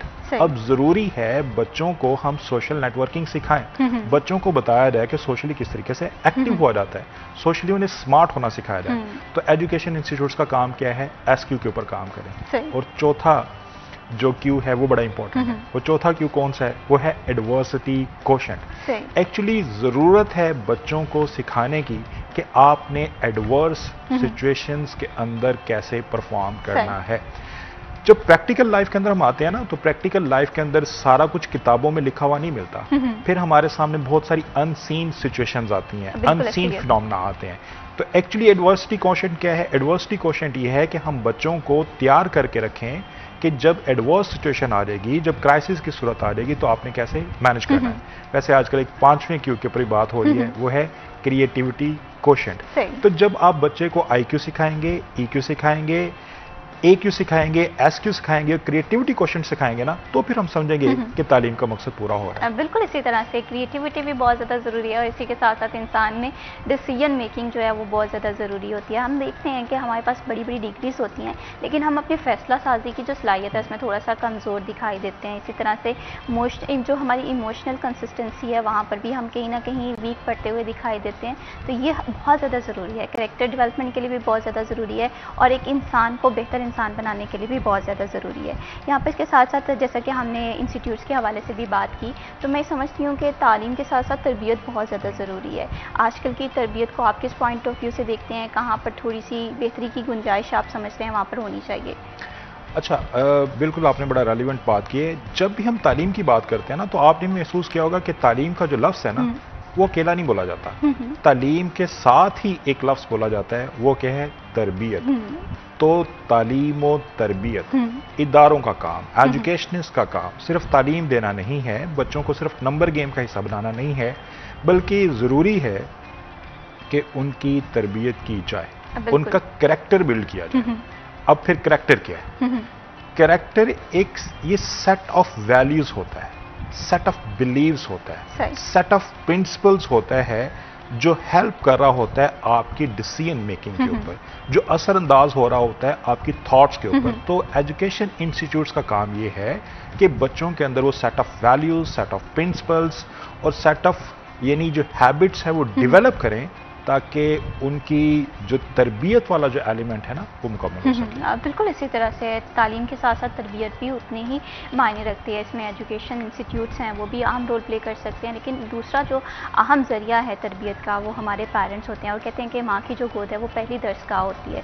तो हमें अपने एजुकेशन इंस्टीट्यूट्स के साथ साथ बीइंग पेरेंट्स अपने घर में भी इस रिस्पॉन्सिबिलिटी को प्ले करने की बहुत ज़्यादा ज़रूरत है। तो यहाँ पर आसिफ साहब मैं आपसे ये भी जानना चाहती हूँ, पेरेंटिंग बहुत ज़्यादा टफ है और जैसे तालीम और तरबियत के हवाले से हम बात करें तो तरबियत का बहुत बड़ा एक पहलू जो है वो घर से स्टार्ट होता है। तो आप इस चीज़ को किस तरह से देखते हैं कि किस तरह से बीइंग अ पेरेंट हम अपने बच्चे की एक अच्छी तरबियत कर सकते हैं, जिससे उसकी फैसला साजी की डिसीजन भी फैसला साजी भी इम्प्रूव हो, और उसके साथ साथ एक होता है इमोशनल कंसिस्टेंसी है। इदारे तो जाहिर सी बात है सिखाएंगे, या अगर नहीं भी काम हो रहा तो इस पर वर्किंग लगेगा, टाइम लगेगा। तो घर में किस तरह से इस चीज़ को हम कर सकते हैं ताकि हमारे जो बच्चे हैं एक रिस्पॉन्सिबल सिटीजन बन सके? मैं आपको एक छोटी सी मिसाल बताता हूँ, और पहले बल्कि मैं आपको पर्सनालिटी के बारे में बता देता हूँ। हमारे सब कॉन्टिनेंट के अंदर बल्कि पूरी दुनिया के अंदर एक मशहूर पर्सनालिटी है, नाम क्या, अब्दुल सत्तार ईदी है। हम अब्दुल सत्तार ईदी के बारे में जानते हैं कि वेलफेयर के लिए ही पूरी दुनिया के अंदर मशहूर है। हमें यह भी पता है कि एम्बुलेंस का जो लार्जेस्ट नेटवर्क सिस्टम है वो अब्दुल सत्तार ईदी ने जो है वो शुरू किया। पूरी दुनिया उनकी जो वेलफेयर है उसको एक्नॉलेज करती है। अब आप इसकी बेस देखिएगा, इसकी बुनियाद देखिएगा कि उनके जहन के अंदर दूसरों की मदद करने का जज्बा पैदा कहां से हुआ। इसकी बुनियाद क्या है? इसकी बुनियाद उनकी मदर है। उनकी मदर जब वो छोटे होते थे तरबियत ऐसे की थी कि उनको जब पॉकेट मनी देती थी तो उनकी तरबियत के तौर पर उनको समझाती होती थी कि अगर ये कुछ पैसे हैं तो ये इसमें आपका शेयर है और बाकी शेयर आपकी सोसाइटी का है, लोगों का है। तो वो शुरू से क्या करते थे? तकसीम करते थे। शुरू से क्या करते थे? डिलीवर करते थे। तो एक माँ की एक अपने बेटे को सिखाई हुई हैबिट, उसने कैसा इंसान प्रोड्यूस किया? उसने अब्दुल सत्तार ईदी जैसा इंसान जो है वो पैदा किया। तो और साइकोलॉजी क्या कहती है? साइकोलॉजी ये कहती है कि आपका जो सबकॉन्शियस है ये 7 इयर्स तक ये जो आप अपने अंदर हासिल करते हैं, सोसाइटी से हासिल करते हैं, बाद के अंदर जब आपकी पर्सनालिटी मुकम्मल होती है तो एक्चुअली क्या होती है कि वो 7 इयर्स के अंदर जो सबकॉन्शियस के अंदर आपके अंदर फीड हो चुका है वो आपकी बाकी लाइफ के अंदर रिफ्लेक्ट होता है। तो 7 इयर्स के अंदर बच्चा कहाँ पे होता है? बच्चा घर के ऊपर होता है। 7 इयर्स के अंदर बच्चा कहाँ पे होता है? अपनी माँ के ऊपर होता है। तो यहां से पेरेंटिंग की इंपॉर्टेंस को अंडरस्टैंड करना जरूरी है। अपने एक मदर का अपने बेटे को बता देना कि शेयरिंग क्या होती है, अब्दुल सत्तार ईदी जैसे लोग पैदा करेगा। एक मदर का अपने बच्चे को बता देना कि क्रिएटिविटी क्या होती है, साइंटिस्ट पैदा करेगा। एक मदर का अपने बच्चे को बता देना कि कॉपरेशन क्या है। तो इस तरह जो है मैं समझता हूँ कि इंस्टीट्यूट्स जो हैं उनका काम भी आसान हो जाएगा। और दूसरी एक आपने फिनोमेना को अंडरस्टैंड करना है कि बच्चा जो एजुकेशन इंस्टीट्यूट के अंदर मौजूद रहता है ना वो तो चंद आवर्स के लिए है। That could be 6 hours, 7 hours या 8 आवर्स। ज्यादा टाइम पे वो कहाँ पे है? ज्यादा टाइम के ऊपर वो अपने घर के ऊपर मौजूद है, ज्यादा टाइम के ऊपर वो अपनी मदर के पास मौजूद है, अपने फादर के पास मौजूद है। तो मैं समझता हूं कि जैसे रोल मॉडल एक टीचर होना चाहिए, ऐसे ही एक फादर को और एक मदर को भी रोल मॉडल होना चाहिए। बिल्कुल इसी तरह से पेरेंट्स का रोल मॉडल होना बहुत ज़्यादा ज़रूरी है, क्योंकि अक्सर औकात जो हमारी पहली जिसे कहते हैं कि दरसगाह है वो हमारा अपना घर होता है। हम देखते हैं कि हमारे माँ बाप फैसला साजी में कितने ज़्यादा मजबूत हैं। हम देखते हैं कि घर में किस तरह से मामलात है, एटिकेट्स किस तरह से प्रोवाइड किए जा रहे होते हैं। तो बीइंग अ पेरेंट्स जो है ना ये एक अहम और एक मेजर रिस्पॉन्सिबिलिटी है जिसे हमें अच्छे से अदा करना है। अगर हम ये रिस्पॉन्सिबिलिटी अच्छे से अदा करेंगे, यकीनन जिस चेंज के हवाले से हम अक्सर बात करते होते हैं कि सोसाइटी में एक पॉजिटिव चेंज की ज़रूरत है। और अगर हम आजकल के हवाले से बात करें, इंटॉलरेंस है, बहुत सारी चीज़ें हैं जो हमारी सोसाइटी को एक दीमक की तरह खा रहे हैं। तो इसमें अगर हम बीइंग अ पेरेंट्स अपना रोल प्ले करना चाहते हैं, बीइंग अ सिटीज़न अपना रोल प्ले करना चाहते हैं, तो बहुत ज़रूरी है कि हमें अपने बच्चों की तरबियत अच्छी करनी है। तालीम के साथ साथ तरबियत भी उतनी ज़्यादा ज़रूरी है। इसी तरह से आसिफ साहब हम वैल्यूज़ के हवाले से बात कर रहे थे, कैरेक्टर बिल्डिंग के हवाले से बात कर रहे थे। क्या वैल्यूज़ की भी कोई टाइप्स होती हैं और इसे किस तरह से हम ज़िंदगी में इम्प्लीमेंट कर सकते हैं? जी बिल्कुल ऐसा है कि सबसे पहले तो ये देखें जब हमारा कैरेक्टर बनेगा ना वो वैल्यूज से मिलकर बनता है। सही। अब वैल्यूज की टाइप को आपने अंडरस्टैंड करना है। वैल्यूज की कौन सी टाइप है? सर एक होती है पर्सनल वैल्यूज, ठीक है, फिर एक होता है स्पिरिचुअल वैल्यूज, एक होता है इंटरपर्सनल वैल्यूज। अब इन वैल्यूज को आपने अंडरस्टैंड करना कौन सी। पर्सनल वैल्यू से क्या मुराद है? पर्सनल वैल्यू से मुराद ये है कि आप कितने सिंपल हैं, आपके अंदर क्लीनलीनेस है या नहीं है, आप कमिटमेंट आपके अंदर पाई जाती है या नहीं पाई जाती, आपके अंदर रिस्पॉन्सिबलशिप पाई जाती है, आप रिस्पॉन्सिबल हैं या नहीं है। तो ये आपकी कौन सी हैं? Personal values. ये पर्सनल वैल्यूज क्या करती हैं? आपकी पर्सनल सक्सेस को इंश्योर कर रही होती है। फिर होती हैं हमारी इंटरपर्सनल वैल्यूज। इंटरपर्सनल वैल्यूज से क्या मुराद होता है कि जो वैल्यूज हैं जिनका ताल्लुक फिर आ जाता है हमारी सोसाइटी से आ जाता है। अब इसके अंदर क्या शुमार होता है? इसके अंदर शुमार होता है कॉपरेशन, इसके अंदर शुमार होता है कि आपका फॉरबियरेंस, क्योंकि इन चीज़ों का ताल्लुक किसके साथ है? आपके सोसाइटी के साथ है। तो सिर्फ आपने अपनी पर्सनल ट्रेड्स को बेहतर नहीं करना, आपने ये देखना है कि जो कुल है वो जुज से मिलके बनता है। तो आपने अपनी सोसाइटी को भी क्या करना है? डिलीवर करना है। इसी तरीके से फिर क्या है? हमारी स्पिरिचुअल वैल्यूज हैं। स्पिरिचुअल वैल्यूज से क्या मुराद है कि मतलब हम कितने हम्बल हैं, हमारे अंदर ह्यूमिलिटी कितनी है, हमारे अंदर पेशेंस कितना है। तो कैरेक्टर एक्चुअल वैल्यूज से मिलके बनता है। हमारी पर्सनल वैल्यूज, हमारी इंटरपर्सनल वैल्यूज, हमारी स्पिरिचुअल वैल्यूज जब ये इकट्ठी होती हैं तो फिर कैरेक्टर की शेप बनती है। बिल्कुल इसी तरह से, और कैरेक्टर बिल्डिंग के लिए इंसान जो है उसे कोशिशें करनी चाहिए, हर किसी को अपना अपना रोल प्ले करना चाहिए, और जब हर कोई अपना अपना रोल प्ले करेगा यकीनन एक पॉजिटिव चेंज आएगा, हम एक अच्छे इंसान बन सकेंगे। फर्दर भी इस टॉपिक पे बात करेंगे, लेकिन यहाँ पर वक्त एक छोटी सी ब्रेक आ गई, मत जाइए हमारे साथ ही।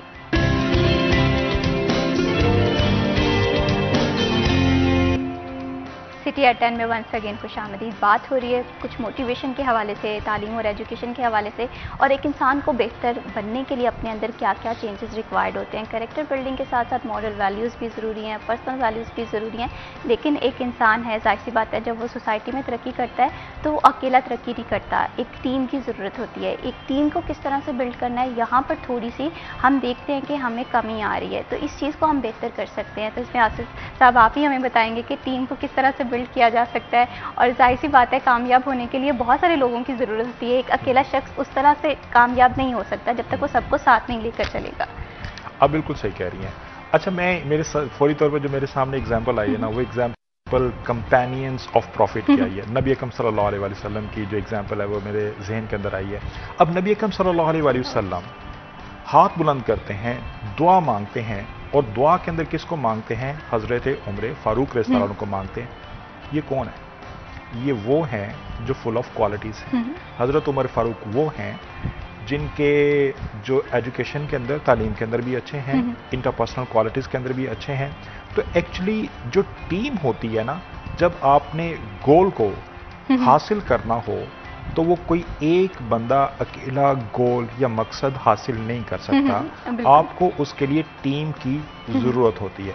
कंपेनियंस ऑफ प्रॉफिट को देखें, एक जाना जाता है किसकी वजह से? सदाकत की वजह से, दूसरा अदल की वजह से, शुजात की वजह से। तो यानी उनकी जो टीम थी, उनकी टीम के अंदर वो तमाम पहलू मौजूद थे जो उनकी रियासत को क्या करते? कामयाब करते। अब ऑर्गेनाइजेशंस की बात करते हैं या हम डिफरेंट कंपनीज की बात करते हैं। ये ऑर्गेनाइजेशन कंपनीज कैसे कामयाब होती हैं? ये ऑर्गेनाइजेशन ये कंपनीज तब कामयाब होती हैं जो जब टीम मेंबर होते हैं, उन टीम मेंबर का जो विजन होता है वो अलाइंड होता है, जब गोल सेम होता है, जब उनके अंदर शेयरिंग और केयरिंग एटीट्यूड होता है, और जब उनके अंदर क्या होती है? म्यूचुअल अकाउंटेबिलिटी होती है। जब टीम के अंदर ये ट्रेड्स डेवलप हो जाते हैं तो फिर आपको कामयाबी मिल जाती है। याद रखिएगा कि कायद आज़म जब पाकिस्तान के लिए स्ट्रगल कर रहे थे तो इस स्ट्रगल के अंदर वो इकट्ठे अकेले नहीं थे, बल्कि इस स्ट्रगल के अंदर उनके साथ उनके कंपेनियंस मौजूद थे। सरदार अब्दुल रब निश्तर उनके कंपेनियन थे, उनकी टीम का हिस्सा थे। लियाकत अली उनकी टीम का हिस्सा थे, और इस तरह से कई नाम थे उनकी टीम का हिस्सा थे। तो जब आपके पास टीम होगी तो आप एक्चुअली क्या कर सकेंगे? कामयाबी की तरफ मार्च कर सकेंगे। बिल्कुल इसी तरह से कंपेनियन होना बहुत ज़्यादा ज़रूरी होता है, टीम बिल्डिंग बहुत ज़्यादा ज़रूरी होती है। इस तरह से अभी हम ऑर्गेनाइजेशनल टीम बिल्ड के हवाले से बात कर रहे थे, तो यहाँ पर मुझे लगता है कि सबसे ज़्यादा चैलेंजेस आते हैं। आप देखेंगे कि अगर हम किसी कॉर्पोरेट सेक्टर के हवाले से बात कर लें, यहाँ पर सबसे अहम चैलेंज जो होता है किसी मैनेजर को या लीडर को, वो टीम बिल्डिंग का होता है। फिर उस पर वैल्यूज़ को इम्प्लीमेंट करना होता है। तो बीइंग अ लीडर लेकर किस तरह से हम अपनी टीम में ये वैल्यूज़ इम्प्लीमेंट कर सकते हैं। जाहिर सी बात है ये चीज़ें सिखाने वाली नहीं है, ये चीज़ें वो हैं कि सोसाइटी इन्हें देखे, इन्हें समझे और उसके बाद ऑब्जर्व करे। तो ये बहुत बड़ा चैलेंज मुझे ये लगता है। अच्छा, ये आपने ना बड़ी ज़बरदस्त एक बात की है। मेरे ख्याल ये एक मिथ है और इस मिथ की करेक्शन की ज़रूरत है। अगर हम ये कहें कि जो वैल्यूज़ है टीम के अंदर डेवलप नहीं हो सकती, तो एक्चुअली ये मिथ गलत है। ये वैल्यूज़ टीम के अंदर डेवलप की जा सकती हैं through trainings, through guidance, through mentorship. ये चीज़ें हम अपने बच्चों के अंदर या अपनी टीम के अंदर पैदा कर सकते हैं और इसका एक तरीकाकार होता है। वो तरीकाकार क्या है? Caught, taught, sought. यानी पहले क्या करना होता है, हमने वो टीम मेंबर को पकड़ना होता है जिसके अंदर हमने सर्टेन क्वालिटीज डेवलप करनी होती है। फिर हमने उनको उस तरह का लिटरेचर देना होता है, स्टडी मटेरियल देना होता है और इस किस्म की सिचुएशंस के अंदर उनको पुट करना होता है। तो इसके बाद तीसरा जो पोर्शन आता है सॉर्ट का, तो फिर इस तरीके से लर्निंग का प्रोसेस होता है, रेपिटेशन होती है। तो अगर हम ये कहना कि टीम के अंदर सर्टेन ट्रेट्स डेवलप नहीं की जा सकती, तो मेरा ख्याल ये मिथ है और इस मिथ को सर्टेन इंस्टीट्यूशंस ने प्रैक्टिकली गलत साबित कर चुके हैं कि हम टीम के अंदर अपनी सर्टेन क्वालिटीज जो हैं वो पैदा कर सकते हैं। मैं फिर एग्जांपल देना शुरू करूं, आपसे उसको रिपीट करना चाहूँगा कि वही उम्र फारूक हैं, इस्लाम से पहले उनकी कैफियत और है, इस्लाम के बाद और है। हज़रत सैयदना उस्मान गनी, इस्लाम से पहले कैफियत और है, इस्लाम के बाद कैफियत और है। तो ये जो कंपेनियंस ऑफ प्रॉफिट थे, इनको लीडरशिप ने क्या कर दिया था? चेंज कर दिया था। अच्छा, अब लीडरशिप क्या है? लीडरशिप इसी चीज का तो नाम है कि अपने आप टीम मेंबर्स को बदल दें। अब बदलने की थ्योरी को हमने देखना होगा। एक्चुअली वक्त के साथ ये कॉन्सेप्ट या थ्योरी चेंज हो चुकी है। पहले कॉन्सेप्ट क्या था? कमांड एंड कंट्रोल, कि आपने अपनी टीम को कंट्रोल करना है तो कैसे करेंगे? कमांड करें और कंट्रोल करें। आप स्टिक किस्म का डिसिप्लिन उनसे टीम से एक्सपेक्ट करते हैं कि टीम ने इसी स्टिक डिसिप्लिन को फॉलो करना है। अब एक्चुअली ये टीम मेकिंग का कॉन्सेप्ट थोड़ा सा चेंज हो चुका है। अब क्या है?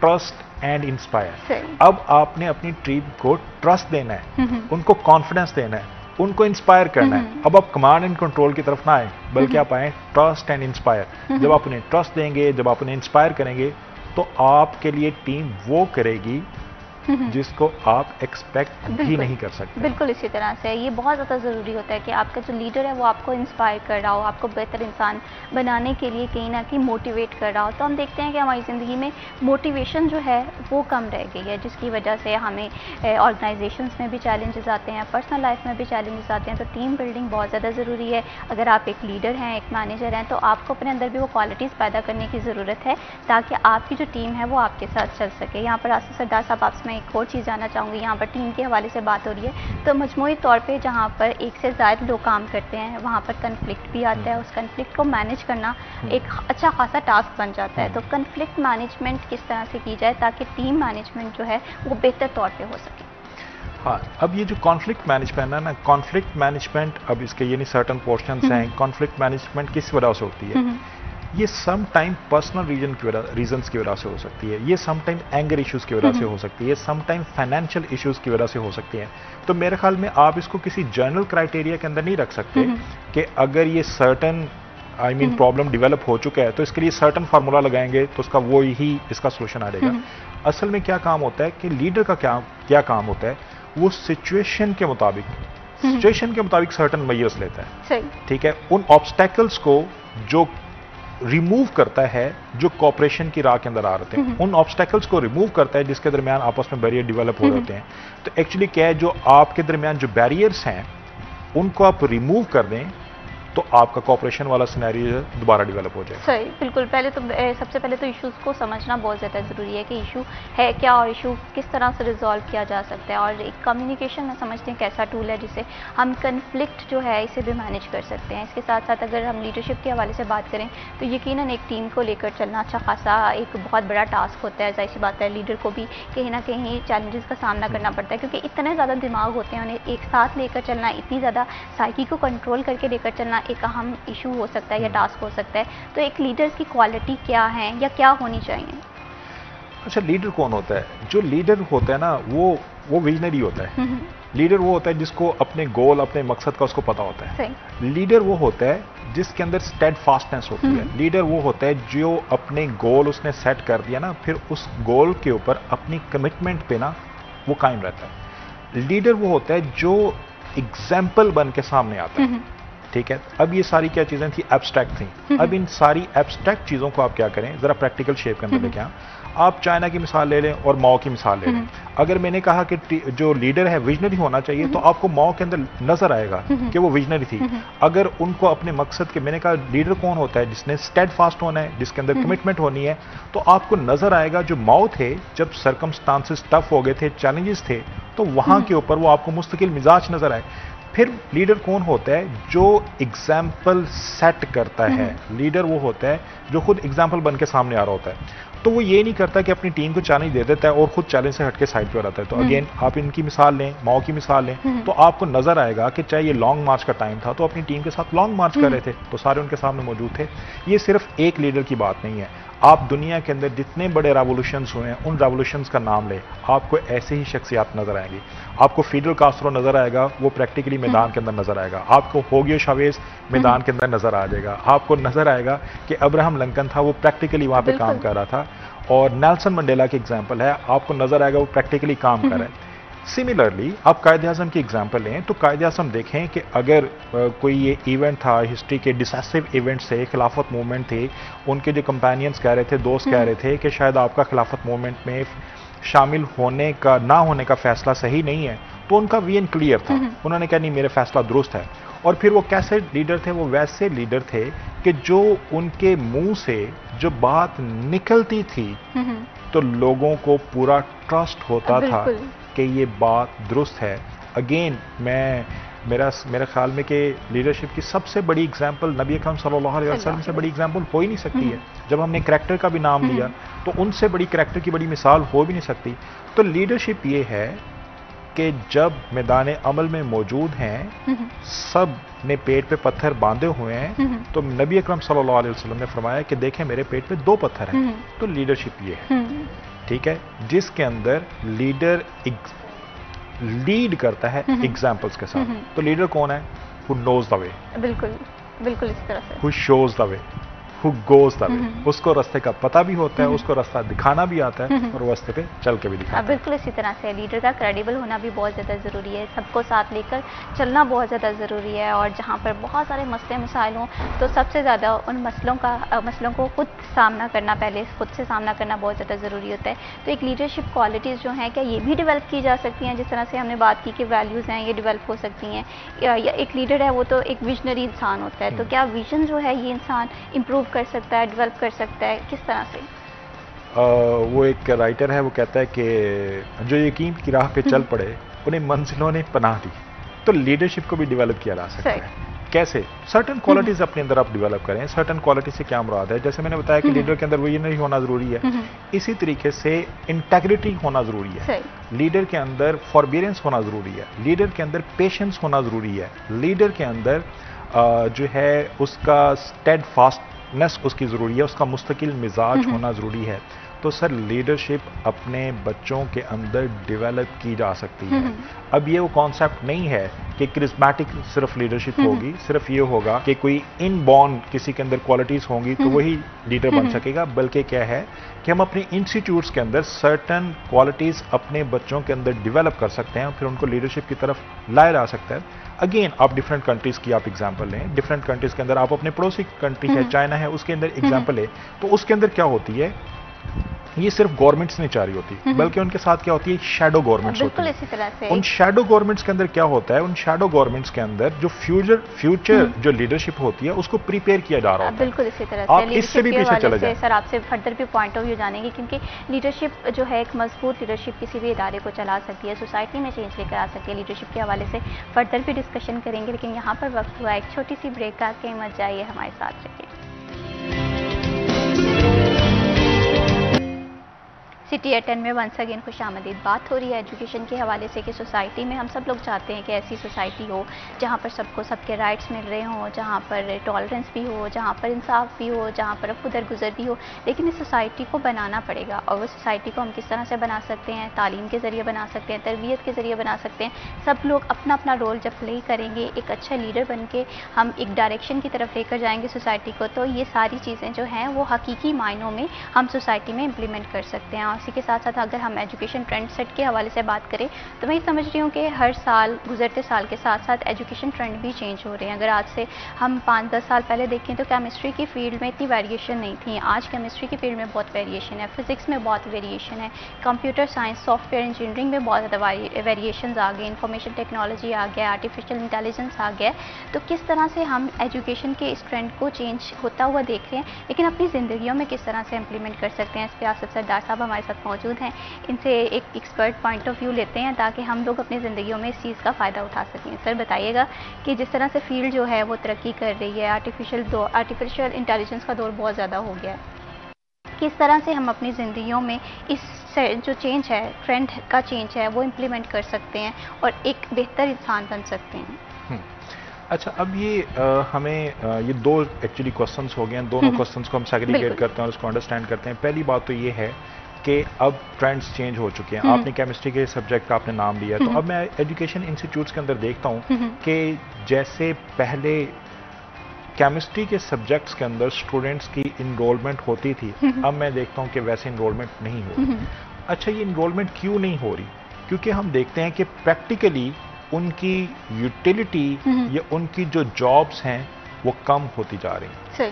तो एक्चुअली एजुकेशन नो डाउट इसका मतलब है इंसान को इंसान बनाना, लेकिन इस ज़माने के अंदर, आज के टाइम के अंदर हम अपने स्टूडेंट से एक्सपेक्ट करते हैं कि अपनी इस डिग्री की बुनियाद के ऊपर, अपने एजुकेशन की बुनियाद के ऊपर वो अपना रोल सोसाइटी के अंदर अच्छा प्ले कर सकेगा फाइनेंशियल कॉन्टेक्स्ट के अंदर।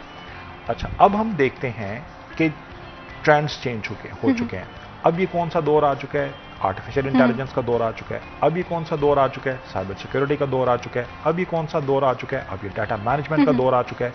अब ये कौन सा दौर आ चुका है?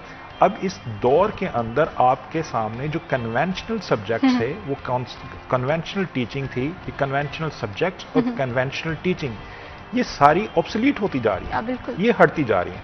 अब टीचर को भी अब उस तरीके से मैराथन लेक्चर्स नहीं लेने, अब टीचर्स को भी क्या करना है, बिट्स के अंदर अपने स्टूडेंट्स को पढ़ाना है। अब जो स्टूडेंट्स हैं उसकी फोकस कैपेसिटी है वो भी कम हो चुकी है।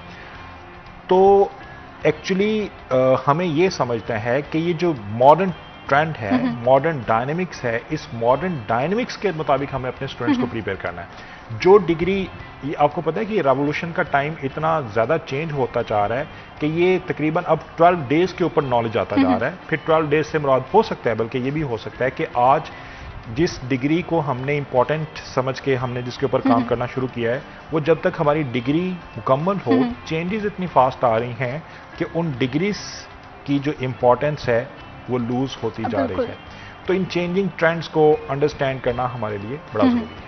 बिल्कुल इसी तरह से है। और इसके साथ साथ अभी आपने एक बहुत ही अहम बात की कि फोकस कैपेसिटी जो है हमारी यूथ की कम हो चुकी है।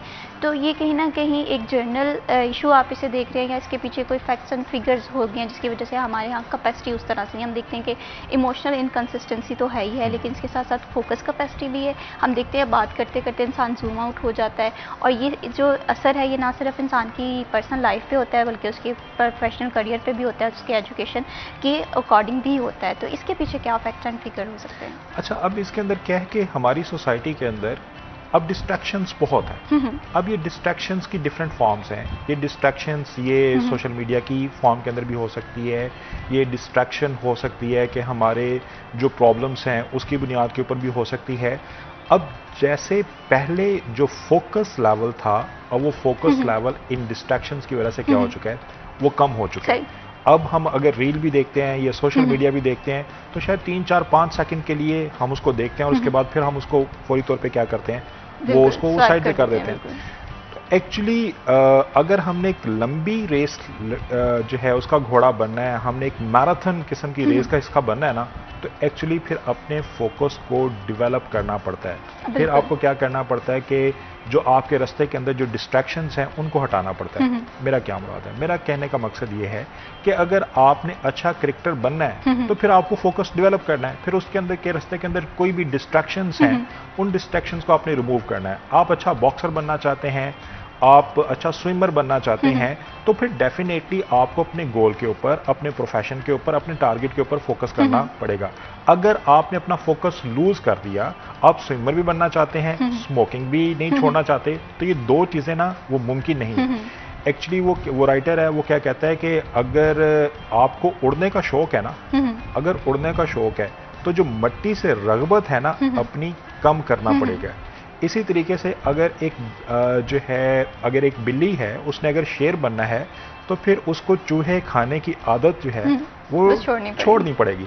तो ये जो डिस्ट्रैक्शंस है ना, इसको अंडरस्टैंड करना पड़ेगा। और डिस्ट्रैक्शंस को तब अंडरस्टैंड करेंगे जब हमारे सामने गोल पर्पस जो है वाजे होगा, मंजिल एक क्लियर फॉर्म की सूरत के अंदर हमारे सामने होगी, तो हम उसके ऊपर प्रोसीड कर सकते हैं। बिल्कुल इसी तरह से कामयाबी के हवाले से बात करें, एक बेहतर इंसान बनने के हवाले से बात करें, तो ये तभी मुमकिन है जब हम अपने कंफर्ट जोन से बाहर निकलेंगे। और कंफर्ट जोन को छोड़ना कोई आसान बात नहीं होती। हम देखते हैं कि आदतें जो है इंसान के साथ सालों साल चलती रहती हैं, और उन आदतों को छोड़ के अपनी लाइफ में बेहतरी लाना, इम्प्लीमेंटेशन करना, तो ये अच्छा खासा वक्त भी दरकार होता है। तो ऐसे में एक चीज़ बहुत ज़्यादा मायने रखती है, वो है कंसिस्टेंसी। आप जितना ज़्यादा कंसिस्टेंट रहेंगे, आप एक गोल सेट कर लें, एक टारगेट सेट कर लें, और उस टारगेट को अचीव करने के लिए कंफर्ट जोन से बाहर निकलें, तो यकीनन कामयाबी जो है वो आपका मुकद्दर बनेगी। और जिस तरह से सर हम ट्रेंड सेट के हवाले से बात करें कि ट्रेंड सेट जो है एजुकेशन में भी चेंज हो रहे हैं, ऐसा ऐसी बात है, पूरी दुनिया चेंज हो रही है, और ये ट्रेंड सेट हर साल, हर 10 साल बाद चेंज होते हैं। अब डिग्री के हवाले से अगर हम बात करें तो कौन सी ऐसी डिग्रीज़ हैं, जैसे डिप्लोमाज हो सकते हैं, एक इंसान को एम्पावर कर सकते हैं, क्योंकि तालीम और तरबियत के साथ साथ स्किल्स भी आजकल के दौर में उतनी ही ज़्यादा अहम होती हुई दिखाई दे रही है। तो अच्छा, अब ये क्योंकि एक बड़ा जनरल सा आपने क्वेश्चन कर दिया, तो मैं शायद स्पेसिफिकली स्किल्स का ऐसे जिक्र ना कर पाऊँ, लेकिन मैं आज के दौर के अंदर भी समझता हूँ कि जो लॉ है ये बड़ी ज़बरदस्त किस्म की डिग्री है, ये एक बड़े ज़बरदस्त किस्म का प्रोफेशन का नाम है, और इसके अंदर बहुत सारी अपॉर्चुनिटीज़ का नाम है। अगर जनरली ही बात करनी है तो मैं ये समझूंगा कि आजकल के दौर के अंदर BS ई-कॉमर्स एक बड़ी ज़बरदस्त किस्म की डिग्री है, कि जैसे पहले जो डिग्रीज होती थी, जो हमारा बिजनेस हुआ करता था, वो सारा एक फिजिकल बेस हुआ करता था, लेकिन अब क्योंकि जो बिजनेस है इसकी ट्रांजिशन हो चुकी है, तो BS ई-कॉमर्स की डिग्री बहुत अच्छी है। BS साइबर सिक्योरिटी की डिग्री बड़ी ज़बरदस्त है, इंटरनेशनल इसकी अपॉर्चुनिटीज़ मौजूद हैं, तो इंटरनेशनली आप अपने आप को प्लेस कर सकते हैं। इसी तरीके से data management, data is strength. अगर आपको डाटा के ऊपर जो है उसकी एक्वेटेंस है, उसका नॉलेज है, और डाटा को आपको मैनिपुलेट करना होता है ना, तो मेरा ख्याल है आप कमाल हैं। इसी तरीके से आर्टिफिशियल इंटेलिजेंस एक बेहतरीन डिग्री है। तो डिप्लोमा की बात करें या शॉर्ट कोर्सेज की बात करें, तो मैंने अपने सामने स्टूडेंट्स को देखा है कि जो स्टूडेंट्स हैं वो छोटे छोटे कोर्स भी कर लेते हैं, जैसे वो ग्राफिक डिज़ाइनिंग का कोर्स कर लेते हैं, वो वीडियो एडिटिंग का कोर्स कर लेते हैं। तो इन कोर्सेज की मदद से भी वो क्या करते हैं, बहुत ज़्यादा अर्निंग कर लेते हैं। अच्छा, अब ये है कि जो टॉप है ना, टॉप के ऊपर हमेशा जो जगह है वो खाली रहती है। तो अगर आप कन्वेंशनल डिग्रीज भी कर रहे हैं, कन्वेंशनल डिग्री से मुराद ये है कि आप लैंग्वेज के ऊपर ही कोई डिग्री ले रहे हैं, लेकिन लैंग्वेज के ऊपर भी टॉप के ऊपर आप मौजूद हैं, तो भी मेरे ख्याल में आपकी प्लेस मौजूद है। तो मेरा ख्याल में डिग्री से ज़्यादा डिग्री करने वाला इम्पॉर्टेंट होता है। इसी तरह से डिग्री यानी फिजिक्स हर कोई पढ़ता है, लेकिन फिजिक्स जिस तरीके से डॉक्टर अब्दुल कदीर खान ने पढ़ी, तो उन्होंने इस डिग्री के स्टेटस को चेंज कर दिया। लॉ हर कोई करता है, लेकिन या बहुत सारे लोग करते हैं, लेकिन जैसे लॉ कायदे आज़म ने किया, तो उन्होंने डिग्री की प्रेस्टीज को चेंज कर दिया। तो मेरा ख्याल है जितना इंपॉर्टेंट ये है कि डिग्री की सिलेक्शन इंपॉर्टेंट है, उतना ही इंपॉर्टेंट है कि डिग्री करने वाले का एटीट्यूड कैसा है। से इंसान के अंदर की जो छुपी हुई सलाहियत है उन्हें पहचानने की बहुत ज़्यादा ज़रूरत होती है। आप कोई भी डिग्री कर लें, लेकिन जब तक आपका उसमें इंटरेस्ट नहीं होगा, जब तक आपकी वो कैपेसिटी नहीं होगी, आप एक अच्छा उस डिग्री को होल्ड नहीं कर सकते। फर्दर भी इस टॉपिक पे बात करेंगे, लेकिन यहाँ पर वक्त हुआ एक छोटी सी ब्रेक का। कहीं मत जाइए, हमारे साथ रहें।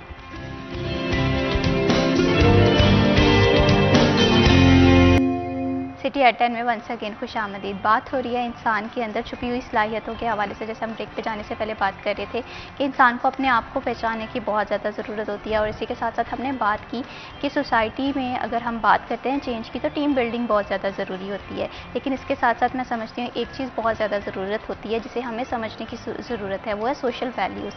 तो सबसे पहले ये समझेंगे कि सोशल वैल्यूज़ क्या हैं और किस तरह से हमारी सोसाइटी में ये ट्रेंड थोड़ा सा कम होता हुआ दिखाई दे रहा है, इसे किस तरह से बेहतर कर सकते हैं। हैं, तो सबसे पहले आसिफ सरदार साहब आप हमें ये बताएं कि सोशल वैल्यूज़ क्या हैं और ये कितनी ज़रूरी हैं आज के दौर में? हाँ, अच्छा, social values, brotherhood social value है, टॉलरेंस सोशल वैल्यू है, कोऑपरेशन सोशल वैल्यू है, जस्टिस सोशल वैल्यू है।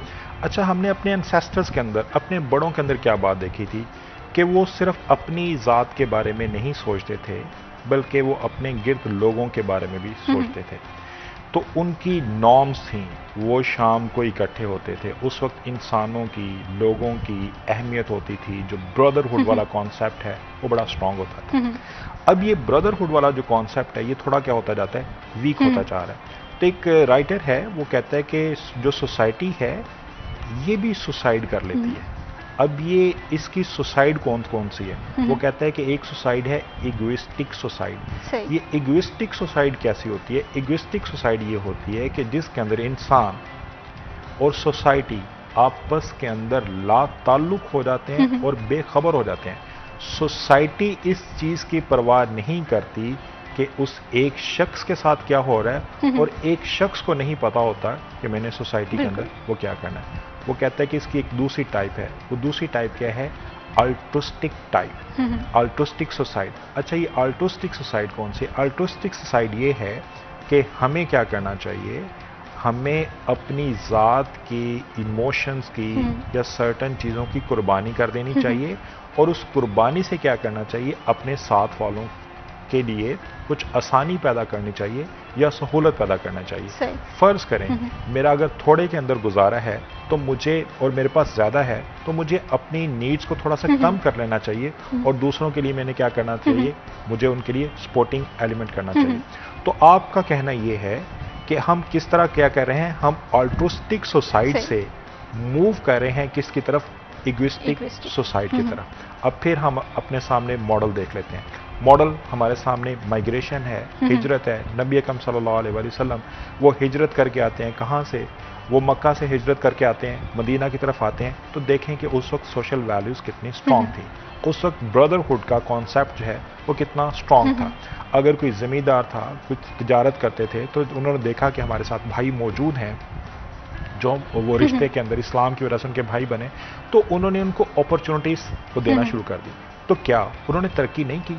क्या उन्होंने राइज नहीं किया? क्या वो बुलंदी के ऊपर नहीं गए?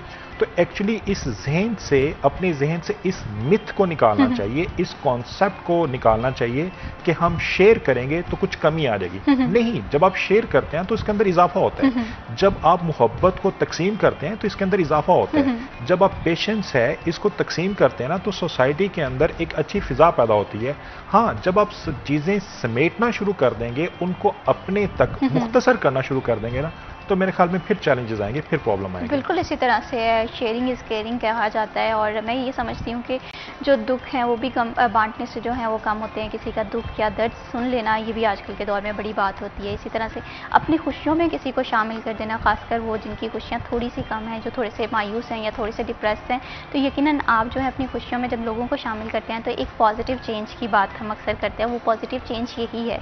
तो इसी के साथ साथ हम जिस तरह से सोसाइटी के हवाले से बात कर रहे थे, सोशल वैल्यू के हवाले से बात कर रहे थे, आज मैं जिस चीज़ की कमी देखती हूँ या मैंने ऑब्जर्व किया होगा, आप भी डिफरेंट लोगों से मिल रहे होंगे, सोशल कोहिजन उस तरह से नहीं है। हम लोगों को साथ उस तरह से लेकर नहीं चलते हैं।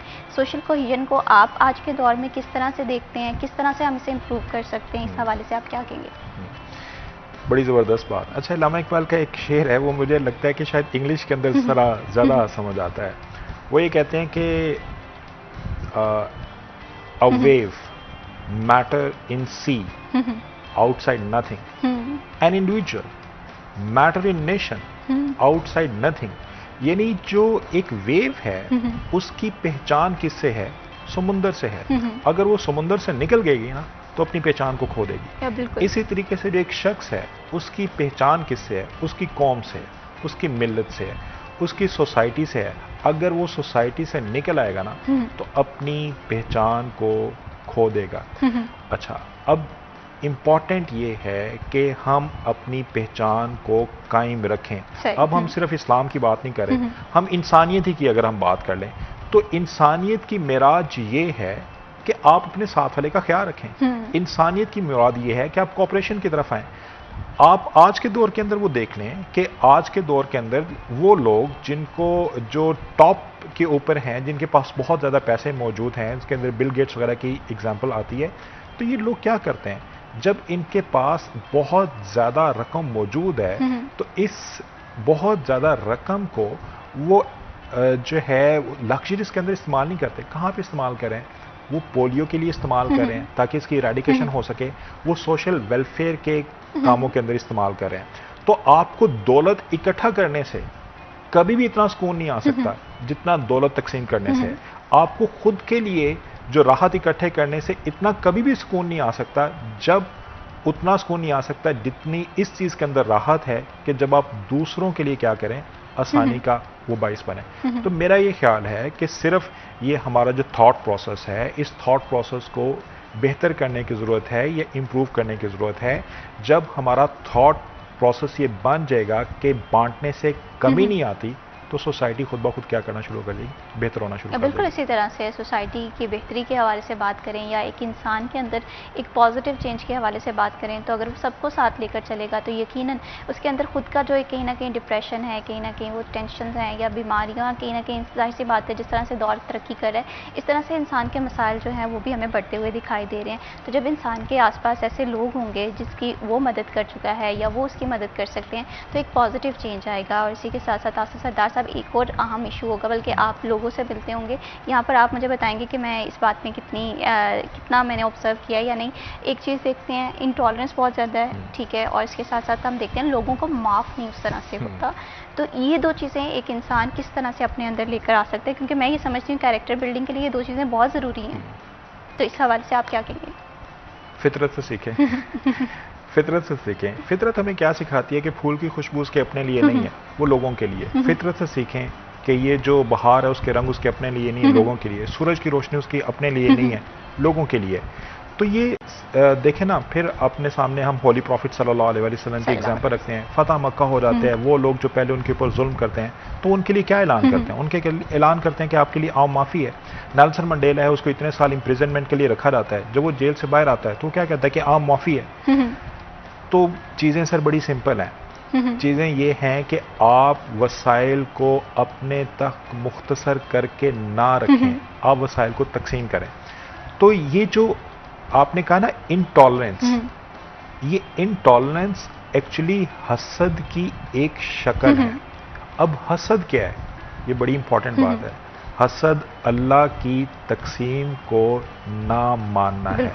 आपको ऐसा लगता है कि जैसे उस चीज़ के ऊपर आपका हक ज़्यादा था, दूसरे का हक कम था, तो आप दूसरे के ऊपर रश करें, हसद ना करें। अल्लाह की तकसीम के ऊपर आप राज़ी हों, ना कि अल्लाह की तकसीम के ऊपर आप क्वेश्चन करना शुरू कर देंगे। कायनात बहुत वसी है, इस कायनात के अंदर अपना आपका शेर मौजूद है, तो आप अपने शेर के लिए स्ट्रगल करें, आप अपने लिए जुस्तजू करें, अपने लिए कसक रखें, तो आपको मिल जाएगा, ना कि आप दूसरों की तरफ हसद भरी नजरों से देखें। बिल्कुल इसी तरह से हम आसिफ सरदार साहब, बहुत शुक्रिया आपकी तशरीफ आवरी का। इंसान जो है वो पॉजिटिव तभी रह सकता है जब उसके थॉट पॉजिटिव होंगे। कोशिश करें अपने आप को नेगेटिव लोगों से दूर रखें, अपने अंदर जितने ज़्यादा पॉजिटिव थॉट हो सकते हैं उतने ज़्यादा पॉजिटिव थॉट पैदा करें, दूसरों की जितनी ज़्यादा मदद होती है उतनी ज़्यादा मदद कर सकें। ये आपके लिए भी बहुत ज़्यादा ज़रूरी है। माफ़ कर दें और ज़िंदगी जो है वो आसान हो जाएगी। इसी के साथ मैं भी शबीब को दीजिए इजाज़त। अल्लाह हाफ़िज़।